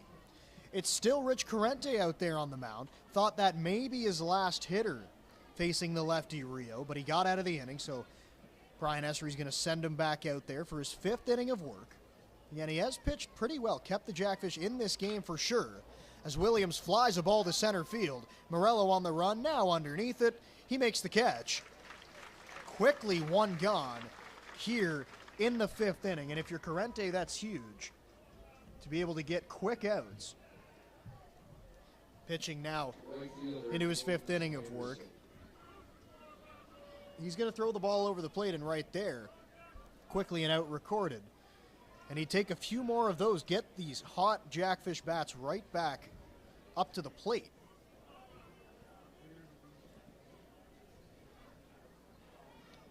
Corrente deals, strike one on the inside part of the plate, right at the letters, to James Anderson.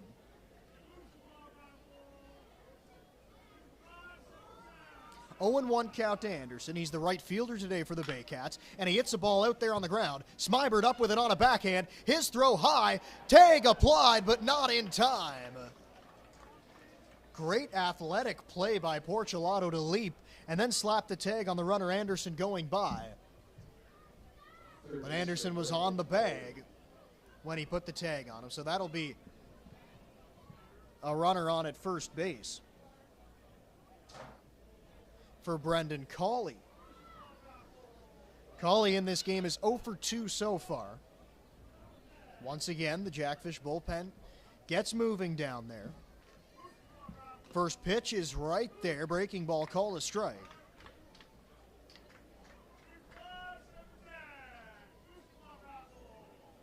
Cawley's first at-bat came back in the 1st inning when he grounded out to second. He flew out to left field to finish the 3rd inning. His last time at the dish. 0-1 offering to Cawley, right there on the outside edge. He used a fastball that time. And the count's 0-2. And talked about there's not a ton of velocity from Corrente, but he's able to mix his pitch as well. That fastball will look like a much faster pitch, especially coming after the breaking ball that he threw the pitch prior. Now this ball's in the air, right field. Nicholson coming in. He stops up and he makes the grab. 2 gone now, and here comes Carson Burns. Shortstop Carson Burns.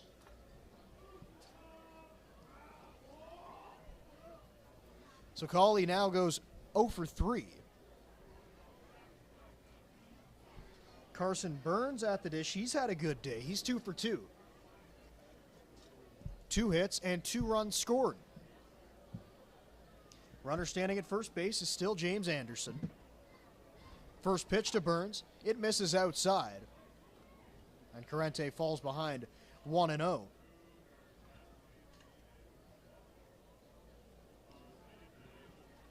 Burns hailing from Orangeville, Ontario. This is his 4th year with the Barrie Baycats, 4th year in the IBL, and he cranks a ball right center field. Morello on the run, now onto the track, hauls it in to finish the top of the 5th. Morello had to go a long way, but he made the grab relatively easily, and the inning is over.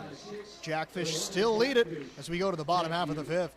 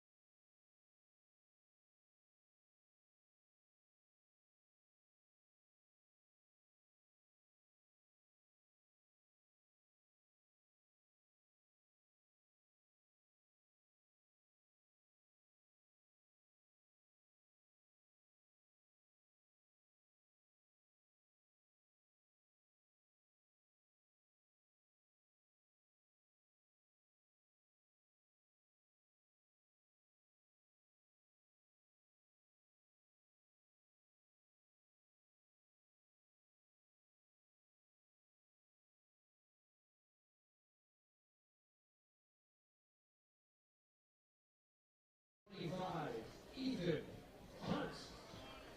Bottom of the fifth inning we go now. Jackfish leading at 6-3. Aiden Roselle back out there on the mound and pitching in his second inning of work, but of course he was called on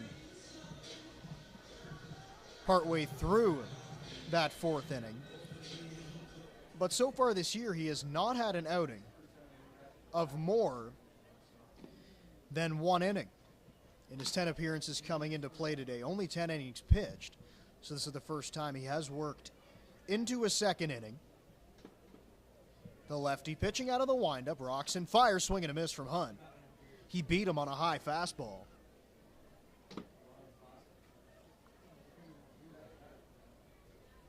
Hunt had a big rip at it.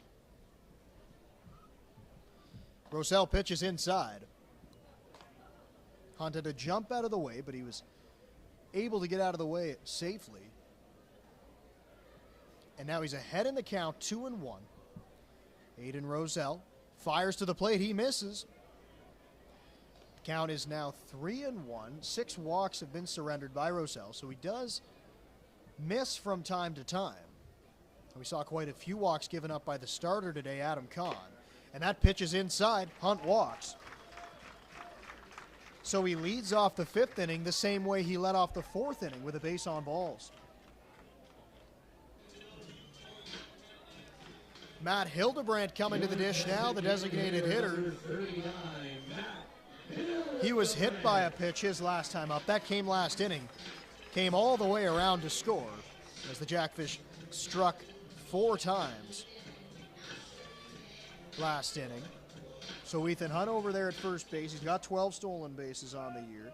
Has a stolen base earlier on today, back in the second inning. That's the second or third time, excuse me, that he has been on base today. The first time Hunt walked up to the dish, he reached on an error by the shortstop. And Hildebrandt on the day, he's 0 for 1 with a hit by pitch. Pitch to Hildebrandt's down low. Lefty on lefty now. First time today, Hildebrandt will see a left-handed pitcher.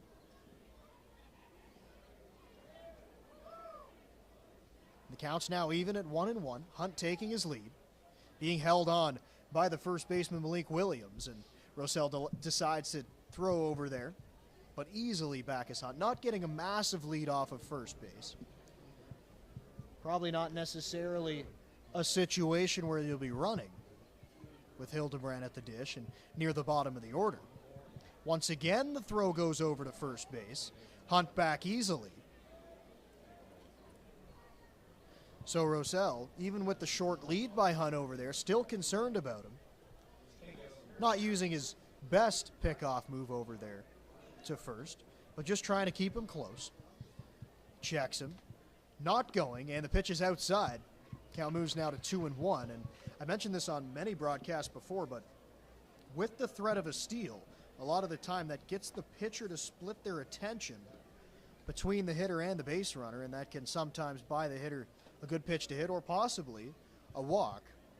And right now, Hildebrandt sitting in a good hitter's count as Roselle continues to look at the runner at first. This time Hunt's moving. The throw down skips past the shortstop covering the bag and Carson Burns. So Hunt steals it. His second stolen base of the game and his 13th on the season. Pushes him into scoring position with still nobody out in this inning. And Matt Hildebrandt getting a chance to hit now with a runner in scoring position. Roselle's going to try to work out of this one. Jackfish lead at 6-3. Hildebrandt, big swing. Fouled straight back. You could tell he wanted to hit that ball a country mile, but couldn't quite get a hold of it. Count remains, though, at 2-2. It's Mattingly, Romanin waiting on deck, and then back to the top of the order for the Jackfish. The lefty Roselle sets, looks back at the runner, and delivers the pitch to Hildebrandt. That ball's popped up down the left side. Going over is the left fielder, McGarry Doyle, but he's not going to get there. It gets out of play onto the left field berm. Back-to-back foul balls now for Hildebrand. And the count remains at 2-2. Once again, when you take a look at the outfield, they are swung over a little bit to the right with the big power bat of Hildebrand at the dish. The 2-2 is swung on and missed. Looked like a breaking ball. Hildebrand didn't come up with anything, so he strikes out. And here comes Mattingly Romanen, the number 9 hitter, with still a runner in scoring position. For Hildebrand now 0 for 2 on the day. Romanen, he's 1 for 1. Had a base hit his first time up and then walked last inning in the 4th.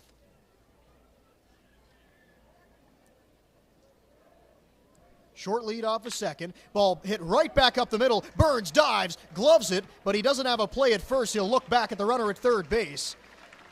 So although Burns can't get the out at first, he does save a run by keeping that ball on the infield and making the runner in Hunt stay at third base. So another base hit for Romanen, and that'll go down as an infield single.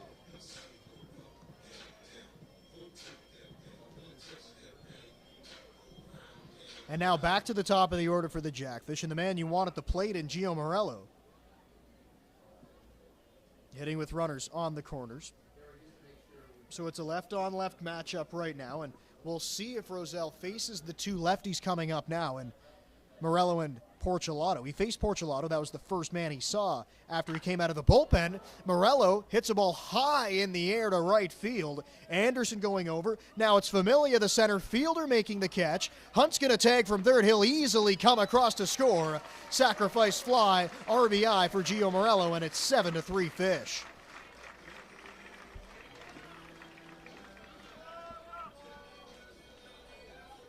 First baseman number 10, Mateo Porcelato. So now here comes Mateo Porcelato.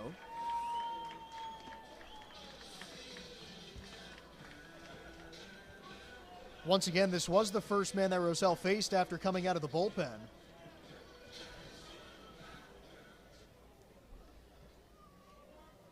He was able to get the strikeout of Porcelato, so he's trying to do the same thing now with a runner just standing over at first base in Mattingly Romanen. And Porcelato takes the first pitch for a strike. Falls behind 0-1. Romanen coming into the game today does not have a stolen base. Porcelato in an 0-1 count takes outside, evens the count up at 1-1. It's Brandon Nicholson waiting on deck, hoping to get an opportunity here in this 5th inning. Jackfish now lead at 7-3 after scoring 4 runs in the 4th inning, and 1 now here in the 5th.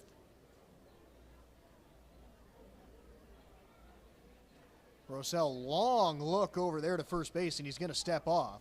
Once again concerned with a runner over at first base.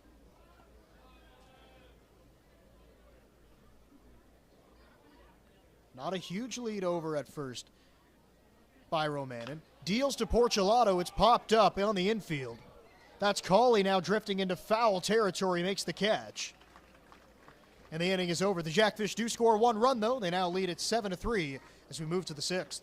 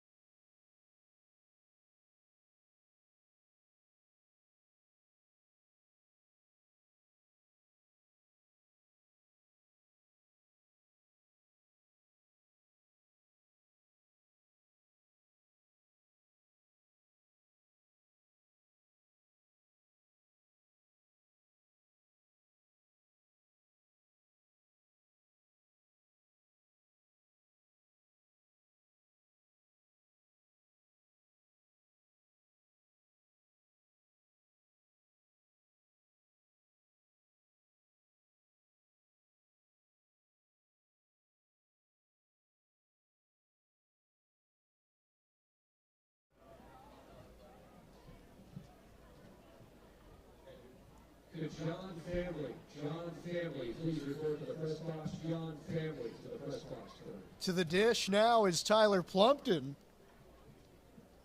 Rich Corrente back out there on the mound for the first sixth inning of work. Plumpton, the number 8 hitter in the lineup here for the Baycats today.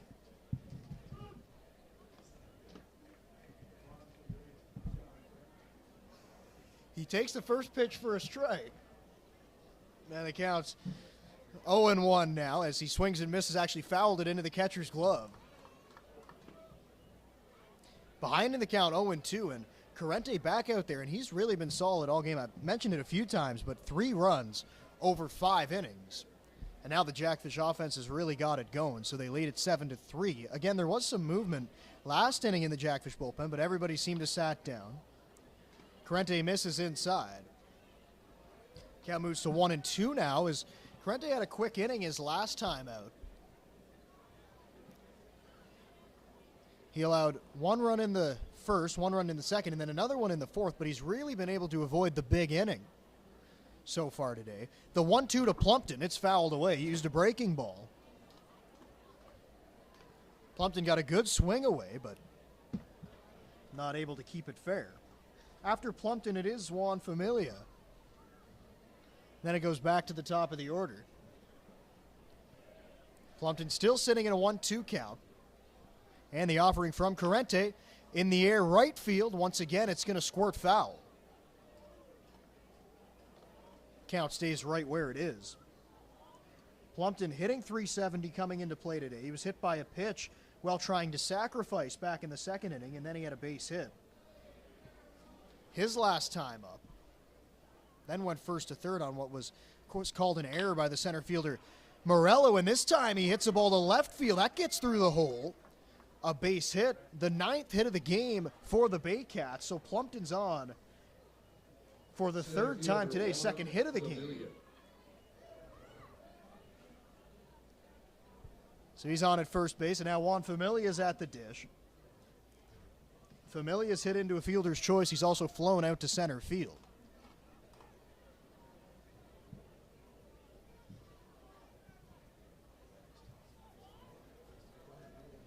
Short lead off of first base. Porcelato holds the runner on. Corrente deals to the plate. Ball's popped up high in the air.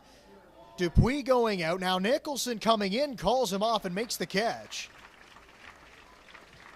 First out of the inning. Second baseman Owen Jansen. And it looked like a routine play, and it was for Nicholson, but sometimes those balls hit kind of in between in those trouble areas. Sometimes difficult plays happen on them as Dupuis was going out and Nicholson coming in, but the right play was made. The outfielder always has priority there. Coming in to make the catch because moving in on the ball is much easier than going out. So Nicholson made an easy play out of it, and now it's Owen Jansen back to the top of the order for the Baycats. He fouls one away. And the count's 0-1. It's still Tyler Plumpton standing over at first base.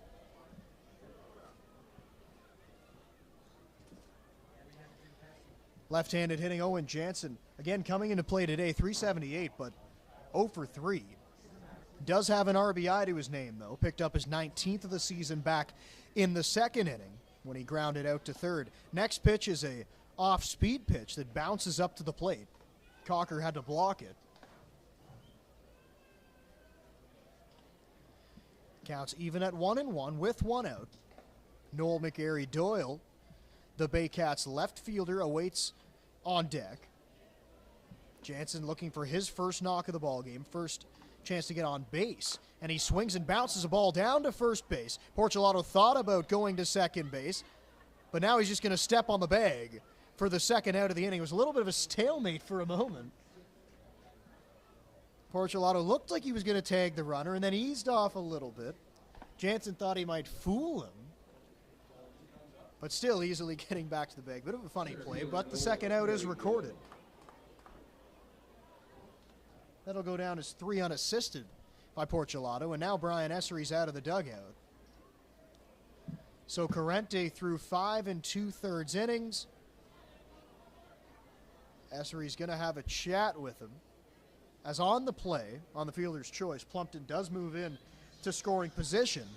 It's Noel McGarry-Doyle coming out, and this conversation may just be asking Corrente if he's feeling good, if he thinks he can give him another hitter, and it looks like Essery's going to let him do that. So Brian Essery back to the dugout, Corrente back to the mound, and he's going to try to work out of this sixth inning with Noel McGarry-Doyle coming to the dish and Ryan Rio waiting behind him. McGarry-Doyle up to this point, he's 2 for 3 off of Corrente. The only time Corrente was able to retire him was on a lineout to left field. First pitch by Corrente, just missed outside.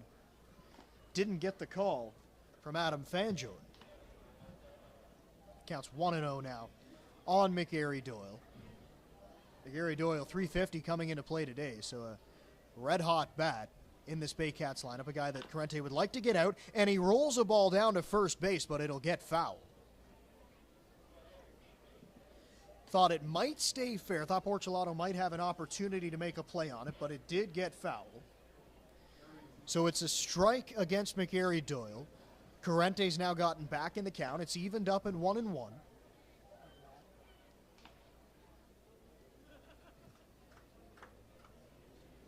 Corrente looks in for the sign. He's got it. Quick check on the runner and delivers to McGarry-Doyle. Check swing. Foul ball up the third base side. Once again, another one that looked like it might stay fair, but smart move by Corrente and Mattingly Roman in the third baseman to just let that ball get fouled. There was no shot they were going to be able to throw out McGarry-Doyle if it had stayed fair. With the great speed he possesses and running from the left-handed batter's box. So a good choice to let it roll foul. And now there's 2 strikes on McGarry-Doyle as Corrente continues to try to work out of this and get through 6 innings, and it would be huge for Rich Corrente to be able to walk off the field with his team after getting through 6 solid innings of work. He does have 1 more strike to work with right now, though, and he delivers it to McGarry-Doyle, and a last-minute swing. Looked like he took that ball out of the catcher's mitt, but he was just able to foul it away. The pitch looked like it was probably going to be called high, but an emergency hack spoils the pitch away, so the count remains at 1-2. Runner in scoring position at second base. That's Plumpton. He moved up on the fielder's choice. Strike 3 called on the outside corner.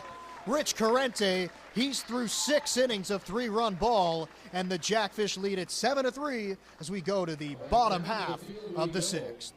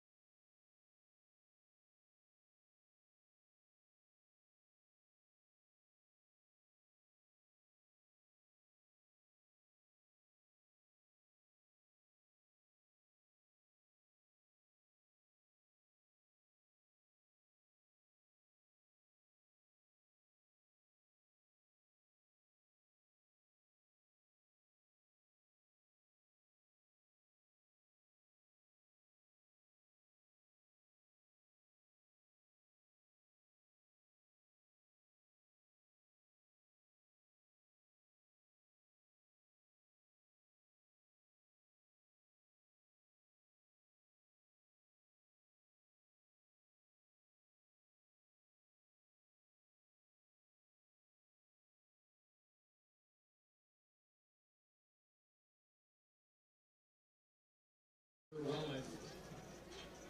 Right fielder number 13, Brandon Nicholson. So here comes Brandon Nicholson to the plate, and he's going to be the first man to greet the new pitcher for the Baycats. It's Brandon Hillier. Battle of the Brandons to start off. Hillier has been great out of the bullpen. These are two great bullpen arms that the Baycats have thrown out there today. Hillier, 291 on the season. This is his 12th appearance on the season. Throwing from the right side, and he powers one in there. It's inside and counts 1-0. Good velocity out of the right arm of Hillier. The Orangeville native has played on this Baycats team since the 2019 campaign. His next pitch to Nicholson, that's a strike. Count evens up at 1-1.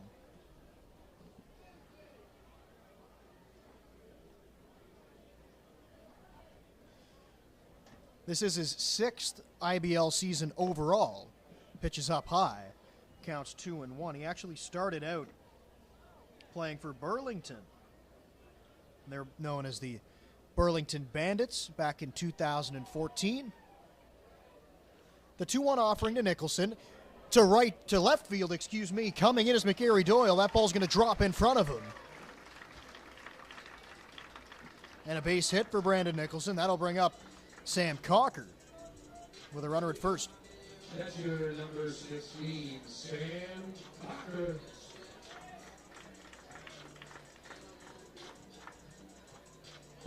So Hillier gives up that hard hit base hit to Nicholson. Now he stands at first base. Last year in the playoffs for the Baycats, Hillier did get into 2 games and he did not give up an earned run. Nicholson bouncing off of first base, but he's not going anywhere. First pitch misses to Cocker. 1-0 count. Hillier's another guy in this pitching staff for the Baycats that doesn't provide a lot of length out of their bullpen. Pitch to Cocker's right there for strike 1. As I mentioned, their last pitcher into the game, Aiden Rosell, he had only pitched 10 innings in 10 appearances. Now, in 11 games, Hillier's only thrown 12 1/3 innings as he picks over to first base. Easily back there is Brandon Nicholson.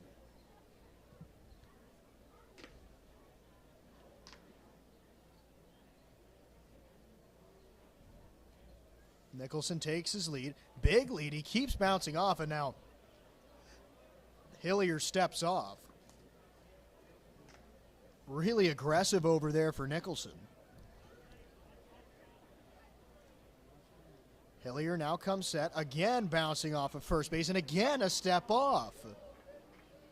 Nicholson's really trying to time up the pitcher and Hillier, and he hasn't been able to get the timing down yet. Hillier's been holding the ball a little bit longer with him standing over at first. Not going anywhere. It's a breaking ball fouled at the dish. Went off the end of the bat for Cocker, and the count's now 1-2. Hillier played his college baseball at Indiana Tech in the NAIA. He's ahead in the count, 1-2. Nicholson, big lead over there. Pitch comes, strike 3 called on the outside corner. He spotted it up perfectly to retire Sam Cocker, 1 gone. Here comes James Smybert to the dish, and Nicholson continues to look like he wants to run, but he's just not quite getting a proper read on Hillier. And Hillier's a veteran guy, of course, starting back in 2014. He understands how to minimize a running game, and he's been doing that effectively with Nicholson on, as Nicholson's not going anywhere. Pitch is a strike. 0-1. He's varying his times to the plate, which is something that is often used by pitchers when there's speed on the bases. We'll see if Nicholson can time him up, though, in this at-bat. Pitch, or before the pitch, is thrown over to first base. Back easily is Nicholson, now looking into the plate. He's got his sign. He's ahead in the count to Smybert. Big lead, throw over there, and they got him! Hillier threw over 4 or 5 times, and finally it pays off as Brandon Nicholson is picked off. And there's 2 outs now. He kept leaning and leaning like he wanted to go, and finally Hillier picked the right time to throw over to nab him. So nobody on base as Nicholson is erased, and Smybert's now going to have an opportunity to hit with 2 outs, and the base is empty. Pitch from Hillier's down low. Even count now at 1-1. The whole infield now covered by shade. There were some troubles with the shadows earlier on, with the pitcher being in the sunlight and the hitter in the shade, but now just parts of the outfield in the sun as the pitch misses down low. Still maybe a little bit difficult for hitters to pick up the ball with the sun out on that batter's eye in center field. Smibert's ahead in the count, though, 2-1, and he swings and misses, comes up empty on a fastball. Count evens up now at 2-2, and the thing you really notice about Hillier coming out of this Baycats bullpen, high velocity coming from the right side. He's set at the belt. The 2-2 fouled away. Smibert took a little bit of an emergency swing, and he was just able to foul it off to stay alive in this at-bat.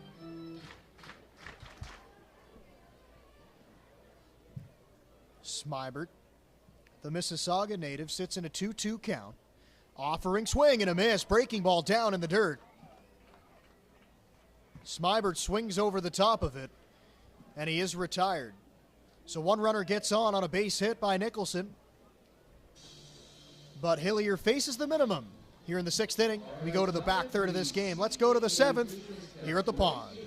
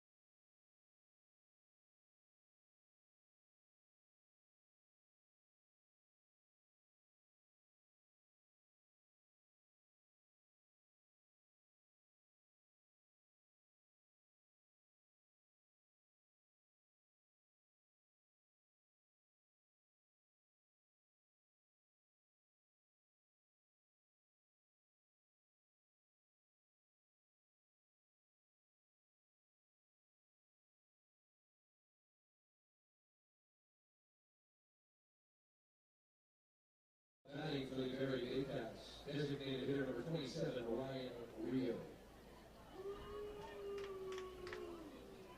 Ryan Rio's going to lead off the 7th inning as the Jackfish lead at 7-3. New pitcher into the game after Corrente completes 6. It's Mike Wagner, and his first pitch out of the bullpen is popped up. It's Smibert, the shortstop, going into the outfield and making the grab. 1 pitch, 1 out for Wagner out of the bullpen. As we take a look at Mike Wagner, this is his 3rd appearance on the season. He has made a start. It was just a 1-inning appearance, though, in the start. So he as well has only pitched 1 inning, both of his times pitching this season. He is also an infielder for this Jackfish team. He's played in 11 games as an infielder. Started out the season as the everyday shortstop.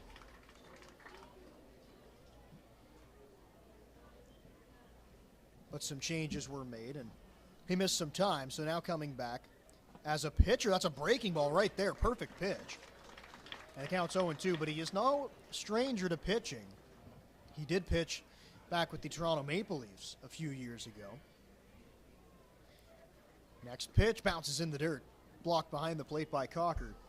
He does have a .450 ERA in these 2 appearances so far this season, does not have a strikeout. Has walked 1 hitter. But once again, a guy who's usually around the plate. He's pitching out of the full windup and delivers one, and it's hit on the ground through the hole. That ball was smashed. Malik Williams on at first base with 1 gone, and now here comes the number 5 hitter, James Anderson.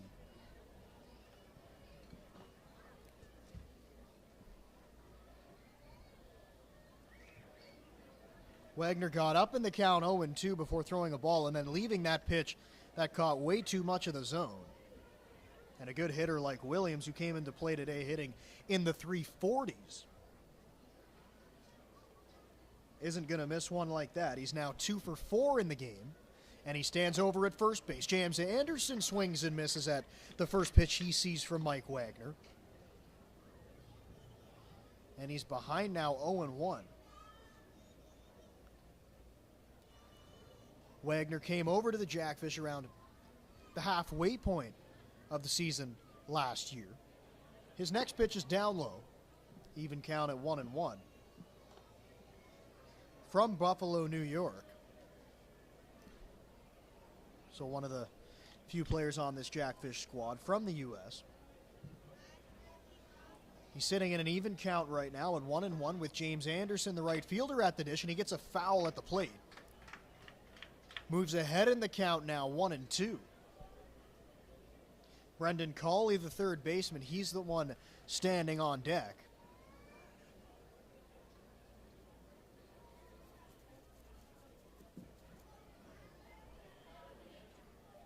It would be nice here for Wagner to get through this inning quickly, get the Jackfish offense back to the plate. Swing and a miss on a great breaking ball to retire Anderson.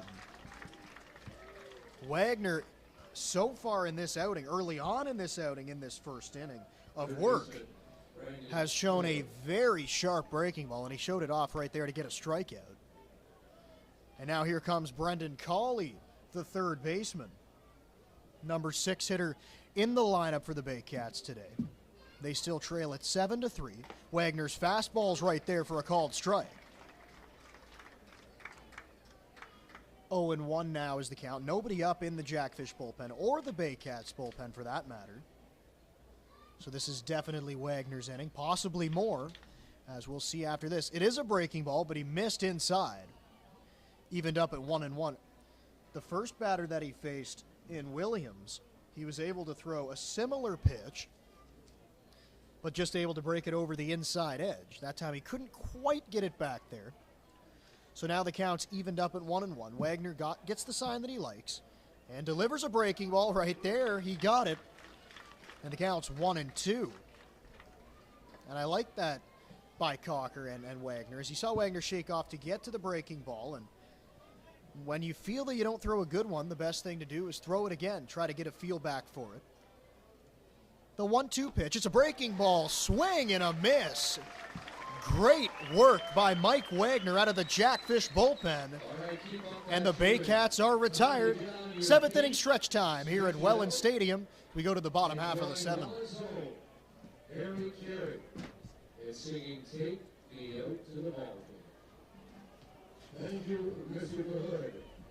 The Jackfish have set a new record tonight. There have never, ever been these many scouts at an IPL game, and you've done it. The scouts have come through. So let's make sure everybody's up. Let's get ready to stretch those legs, those arms, and those lungs. On 1, on 2, on 3. Take me out to the ball game. Take me out with the crowd. Buy me some peanuts and Cracker Jacks. I don't care if I ever get back in this room. Root for the Jackfish. If they lose, it's a shame, 'cause it's at the old ball game. All right, give yourselves a hand. And Barrie, once again, happy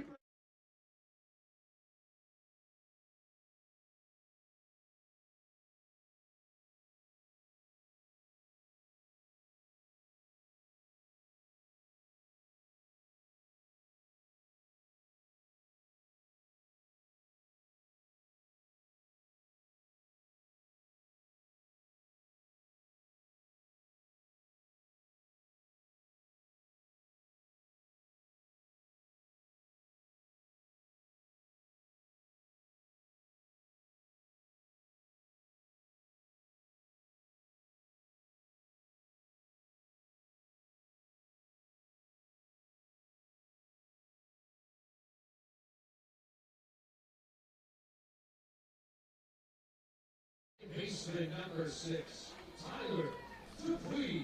Seventh inning we go now, as you just saw and heard Welland's own Harry Carey with a great rendition of Take Me Out to the Ball Game.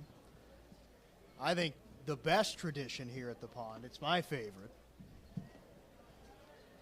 And the Jackfish are playing well. They're winning 7-3. Big crowd today. They're really into it as Dupuis drops down a perfect bunt.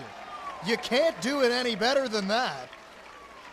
And he gets on to start off the inning.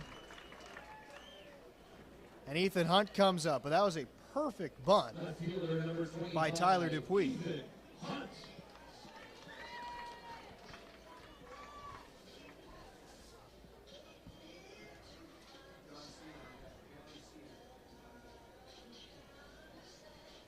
So it's Ethan Hunt now coming up to the dish, the left fielder.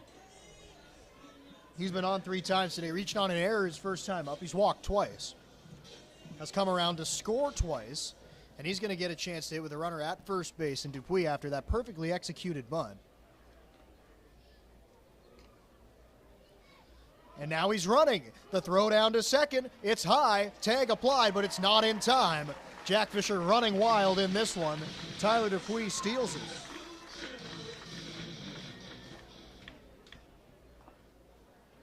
First stolen base of the game for Dupuis, 13th on the season. And I mentioned it last game when Dupuis came back into the lineup, but those 13 stolen bases sit him 7th in the IBL in stolen bases, and he missed 15 games with an injury.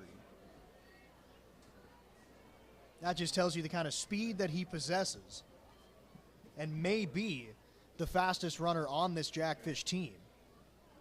Now a runner in scoring position for Ethan Hunt as the Jackfish try to add on to their already sizable lead.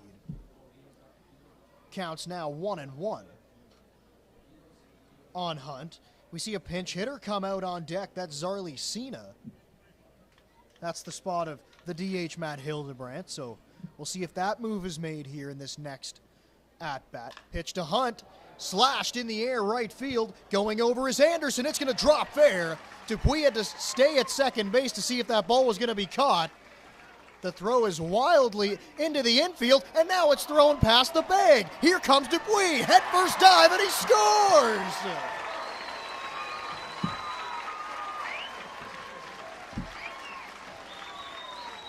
Miscues all around the diamond for the Baycats, and it nets the Jackfish their 8th run of the game. A sequence I've never seen before. They say every time you come to the ballpark you can see something you've never seen before, and that's what happened right there. See if I can break this down.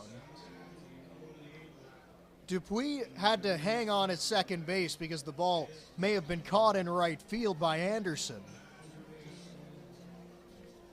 He was just going to stop at third. Once the throw came into the infield and it was wild, Hunt moved up to second, and then the throw to second base was wild, which allowed Dupuis to trot home from third. Speed shown off in this game, and now the ball gets away from Plumpton, and Hunt's going to move up.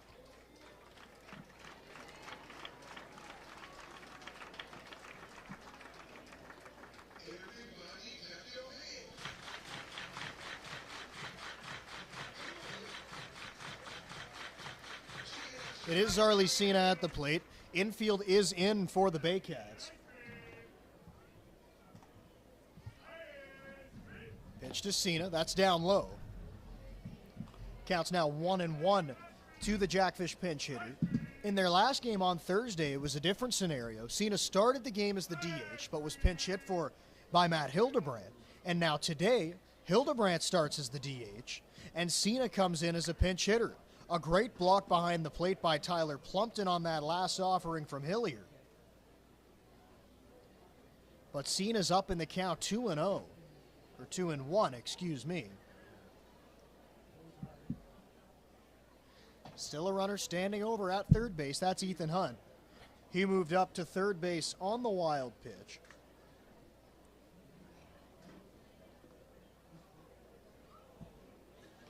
Hilliard's got his sign. Comes set, offering to Cena.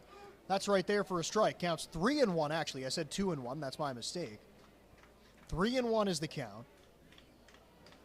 Cena was taking all the way. And Hillier was able to pump a strike in there. Still nobody out in this inning.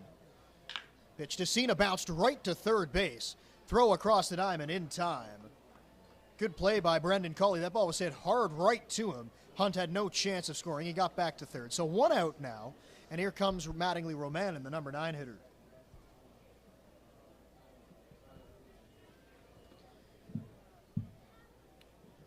Mattingly Romanen has had a good day at the plate. He's been on base all 3 times he walked up to the dish.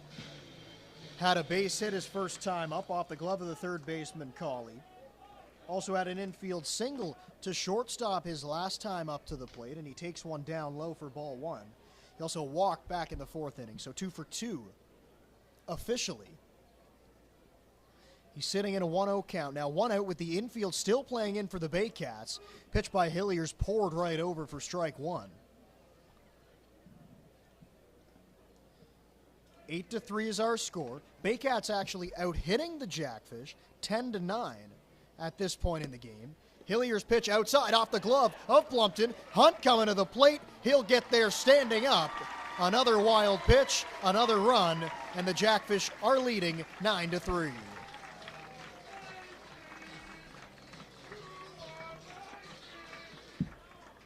So now nobody on base after that run is scored on the wild pitch.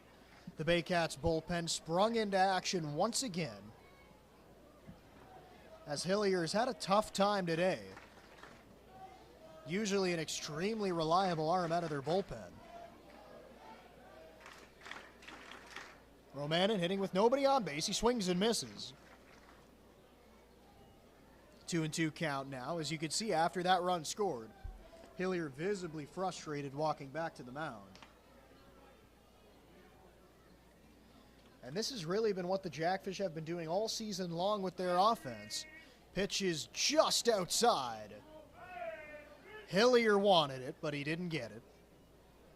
The count's full now at 3-2. Looks like Dalton Brownlee warming up down in the bullpen.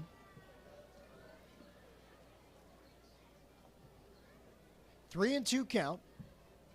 And the offering to Romanen.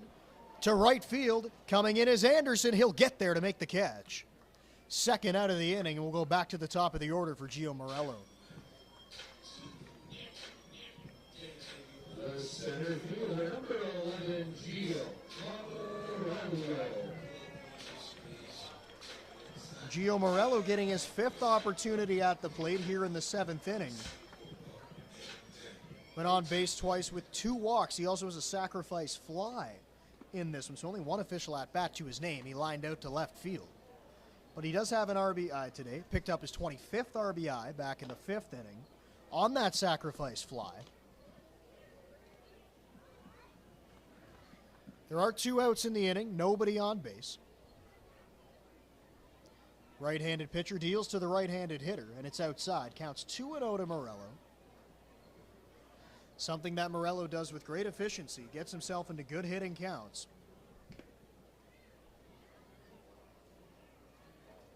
2-2. That's in there for strike 1. Check that. 2-0 is right there. So now it's 2-1. You look at the on-deck circle, looks like Hogan Brown has moved out there, so he may pinch hit for Mateo Porcelato. Morello swings and misses at a high fastball. Takes a walk around the plate, a little bit frustrated with the swing. That pitch was definitely up high, but he chased at it, and the count evens up now at 2-2. Chris Bowato throwing in the Jackfish bullpen, so he's likely to pitch the 8th. Here comes the 2-2. Morello fouls it away. Count remains even.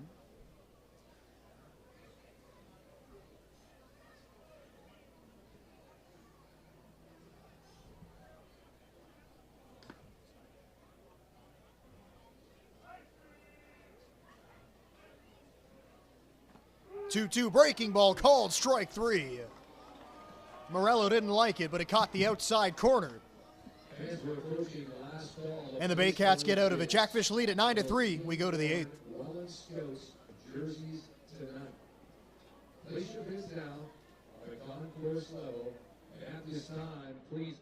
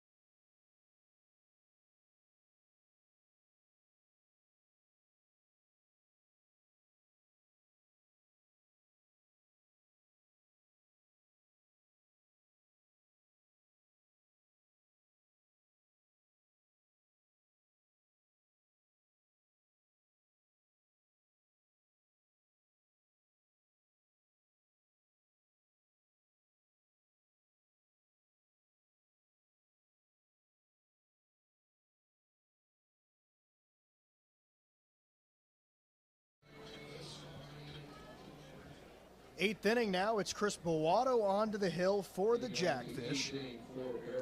Bowato has been a guy that's been relied heavily upon out of the Jackfish bullpen. He has made a few starts on the season as well. The Maple, Ontario native. 3.48 ERA. 31 innings over 11 appearances. This is his 12th appearance of the season. He has made 2 starts. But a guy that is not going to just give you 1 inning of work. I mean, he made today, but a guy that can be relied upon for more than that. As he has been a starter throughout different points of his career in the IBL. 23 starts in his career.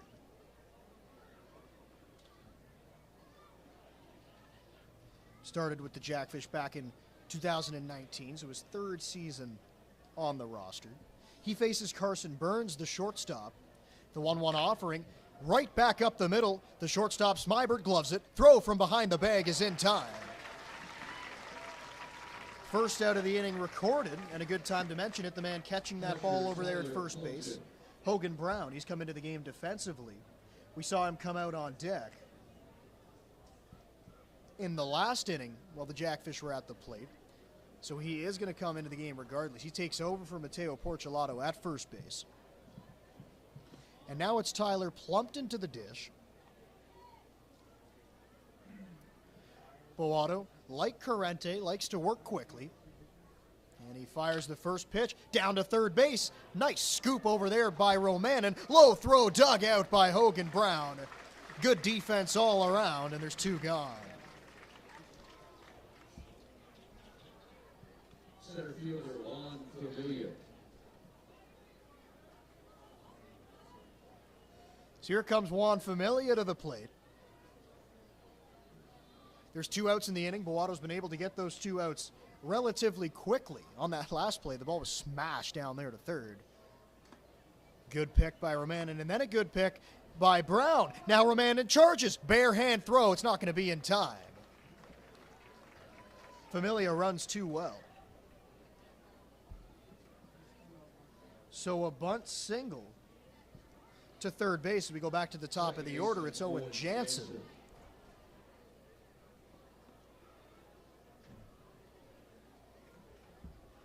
But just back to that last play that Romanin made, the throw was in the dirt. Brown, who is not necessarily a regular first baseman over there, most of the time playing the outfield in his career and throughout this season for the Jackfish, but made it look like he'd been over there for years with that scoop. So now it's Owen Jansen, left-handed hitter, facing the lefty Boato. Jansen has seen a lot of left-handed pitching today as Rich Corrente, the starter, who went 6 innings, also threw from the left side. Boato has a little bit more velocity, though. And it's a 1-0 count. Juan Familia lead off of first, ball slashed away, foul down the left side. Count evens up at 1-1.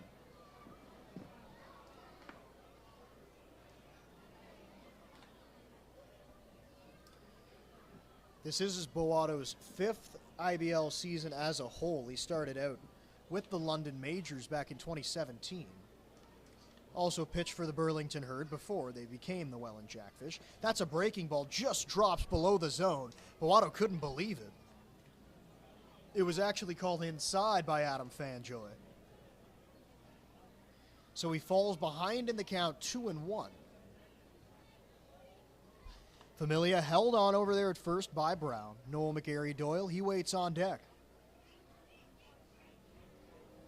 Offering to the plate. That's right there on the outside. Strike 2. Familia looks like he kind of wants to run over there at first base, and he may be moving. We did see good speed from him. But maybe not a time to be running in to outs, possibly, when you're trailing 9-3. But then again, if he is thrown out, Jansen would get a fresh count to lead off the next inning, but it won't matter because he strikes out swinging on a nice breaking ball from Boato. He allows one runner on the bunt single, but he doesn't get past first base. Still a 9-3 lead. We go to the bottom half of the 8th.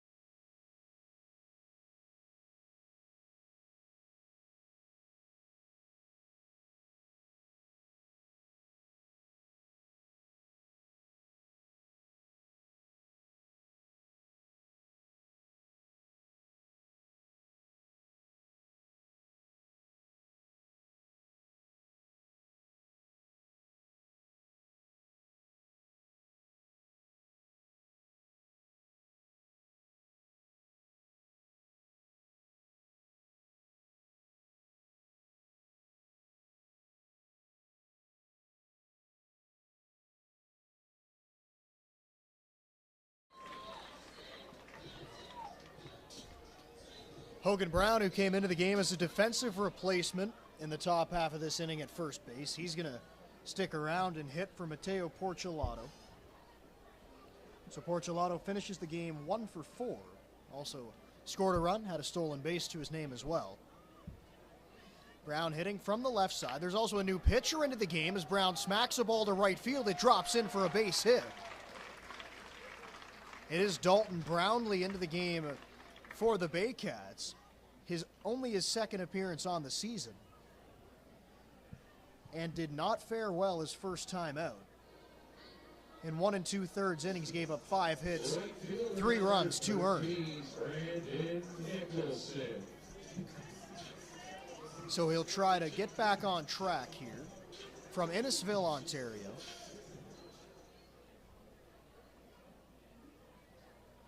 Facing now Brandon Nicholson, the right fielder, but before he throws a pitch to him, he steps off. He's going to reset now as Hogan Brown stands over at first base. Brown picks up a hit in his first at-bat of the game. Nicholson now fouls one straight back over our heads. Last game on Thursday, quite a few came our way, but none making it in yet this year.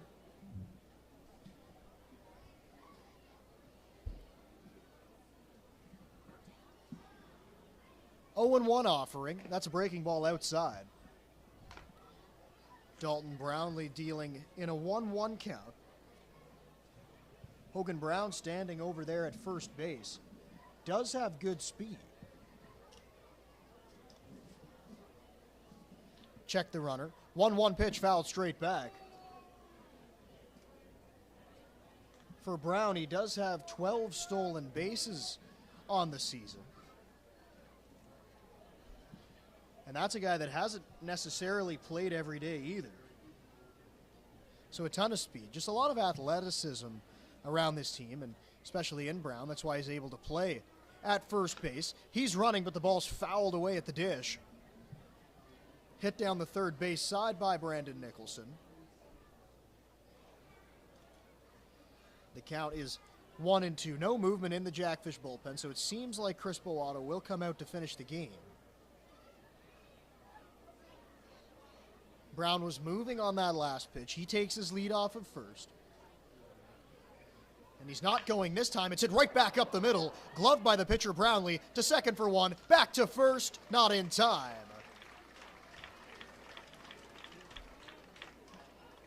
So a fielder's choice erases Hogan Brown. Your catcher, number 16, Sam Cocker.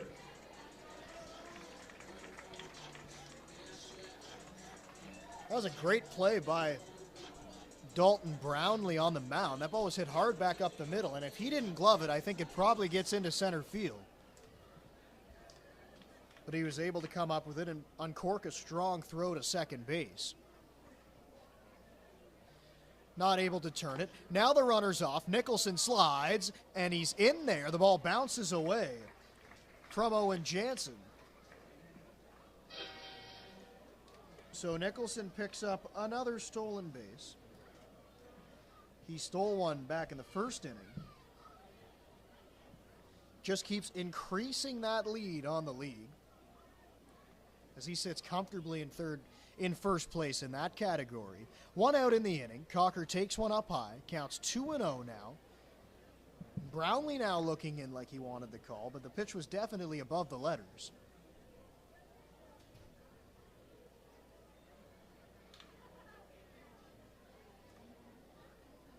Cocker sitting in a good hitter's count. It's 2-0.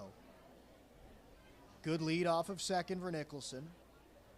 Jansen trying to keep him close, and the pitch is fouled away by Sam Cocker off the mid of Plumpton.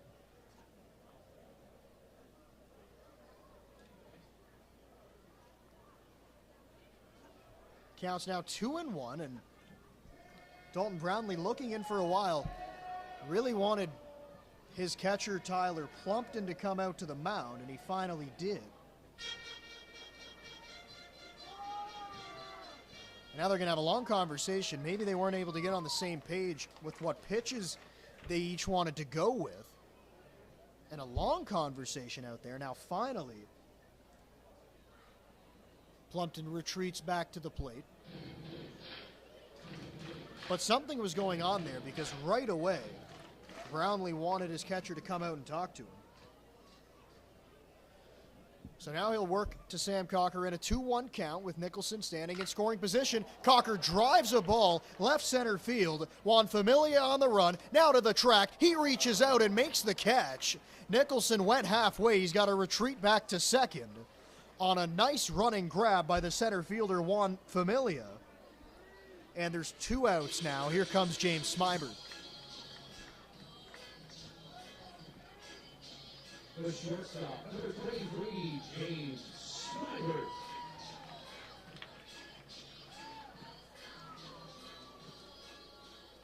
So now Smibert's going to try to drive in that run from second base. He's going to have to do so with 2 outs. So he's going to need a base hit. Nicholson's moving, throw down to third. It's not nearly in time. Another stolen base for Brandon Nicholson. Another stolen base for the Jackfish. And now he's only 90 feet away from scoring. It's a 1-0 count to Smybert. Smybert fouls it away. It's 1-1. And you might think with 2 outs, it's not really a big deal to get the runner to third. But still, with 2 outs, standing at third base, of course, you're going to need a base hit on a ball in play. But so many other things can happen. A passed ball, wild pitch. You could score. Even a balk could force a run home. A 1-1. Bounced right back up the middle. Coming over is Burns. He'll throw on the run, and it's in time. Carson Burns with a nice play to end the inning. And the Jackfish don't score, but they still lead it 9-3 as it's closing time here at the pond. We go to the 9th. Please.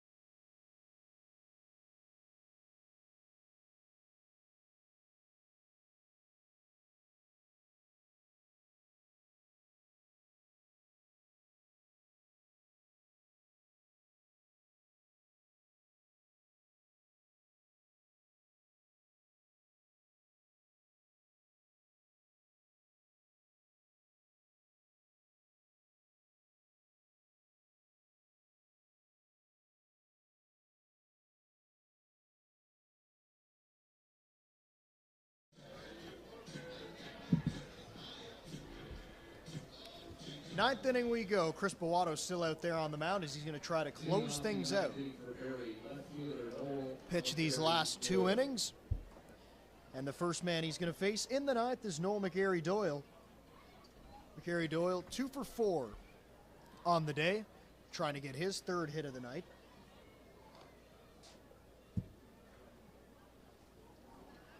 As we play in the ninth, as the clock strikes 9 o'clock. So about 3 hours on the game time here as the game started just after 6 o'clock. Ball's fouled away. Count evens up at 1-1. After McGarry Doyle, Ryan Rio, and then it's Malik Williams, the first baseman. They will all get an opportunity to get their 5th at-bats of the game, as playing in the 9th, Barrie still out-hitting the Jackfish 11-10. As Bowato gets a pitch over on the outside, the difference has been, and the difference is a lot, the Jackfish's ability to hit with runners on base, and also the walks by the starting pitcher, Kahn, really came around to bite him. Swing and a miss from McGarry Doyle. Bowato strikes him out. There's one gone for Ryan Rio.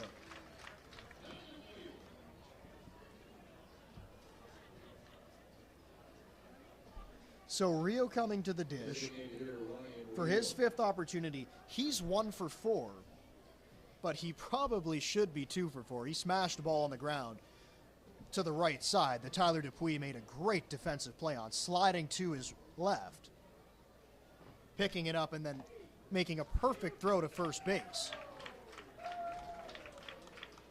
So Rio is 1 for 4 officially. And now he's behind in the count, 0-1 to Bowato, still working quickly. Rocks fires and a strike. It's fouled straight back.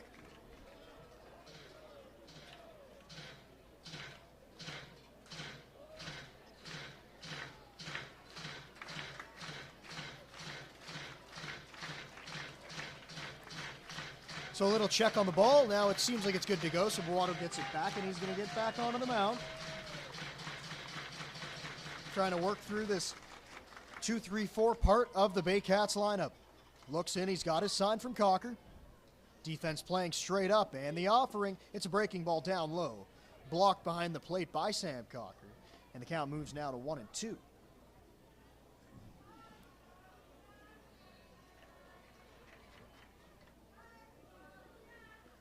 Last time Bowato pitched was against London, July 10th. He started that game, actually. Or no, he went 5 innings. Picked up the win. Did not start. Bounced out to second base. Dupuis has it bounced off his glove, but he keeps it in front of him. The throw is still in time.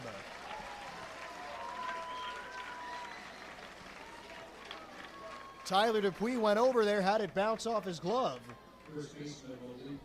But he kept it close, and a strong throw gets Ryan Rio, and now there's 2 gone. The Baycats down to their final out, and the man tasked with doing that job is Malik Williams, trying to keep this game alive for Barrie. Williams on the day, he's 2 for 4. Had a base hit back in the first inning to center field. First pitch from Bowato, swing and a miss. Muscled up on a fastball, got him to swing through it. He's also grounded back to the pitcher, flown out to center field, and he does have a base hit to left field. The hit to left field was hit hard off the bat. You can see the shortstop Smybert maybe playing a little bit closer to third base now with Williams at the plate. Bowato misses down low, evens it up at 1-1. If Williams can find a way and extend this game, it would be the right fielder James Anderson coming to the dish. 1-1 pitch, just missed outside, maybe a little bit low as well. Bowato didn't think it was.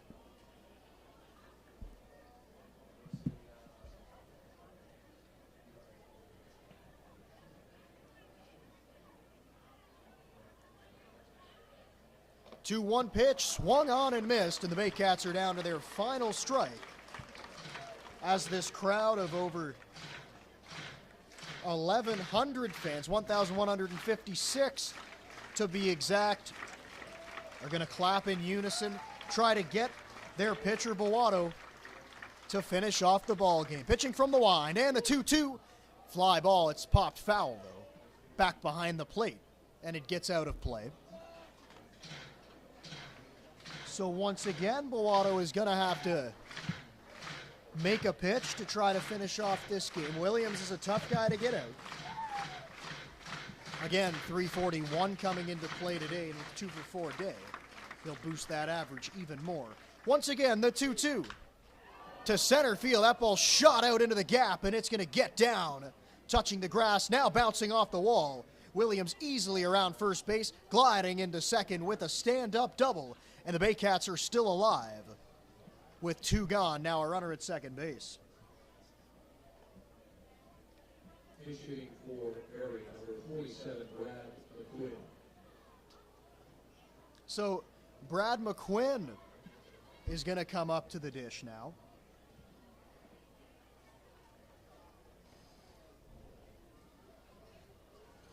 Left-handed hitting McQuinn is going to face the left-handed pitching Bowato. McQuinn from Penetang, Ontario. Swings and misses. So far in this season, McQuinn not having his best year on the offensive side, hitting at 125 on the year. He's down in the count 0-1, and he swings and misses once again.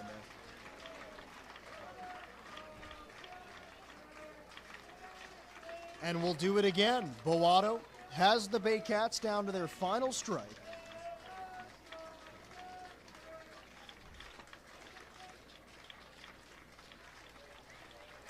Facing Brad McQuinn. Crowd gets into it once again. The 0-2, swing and a miss.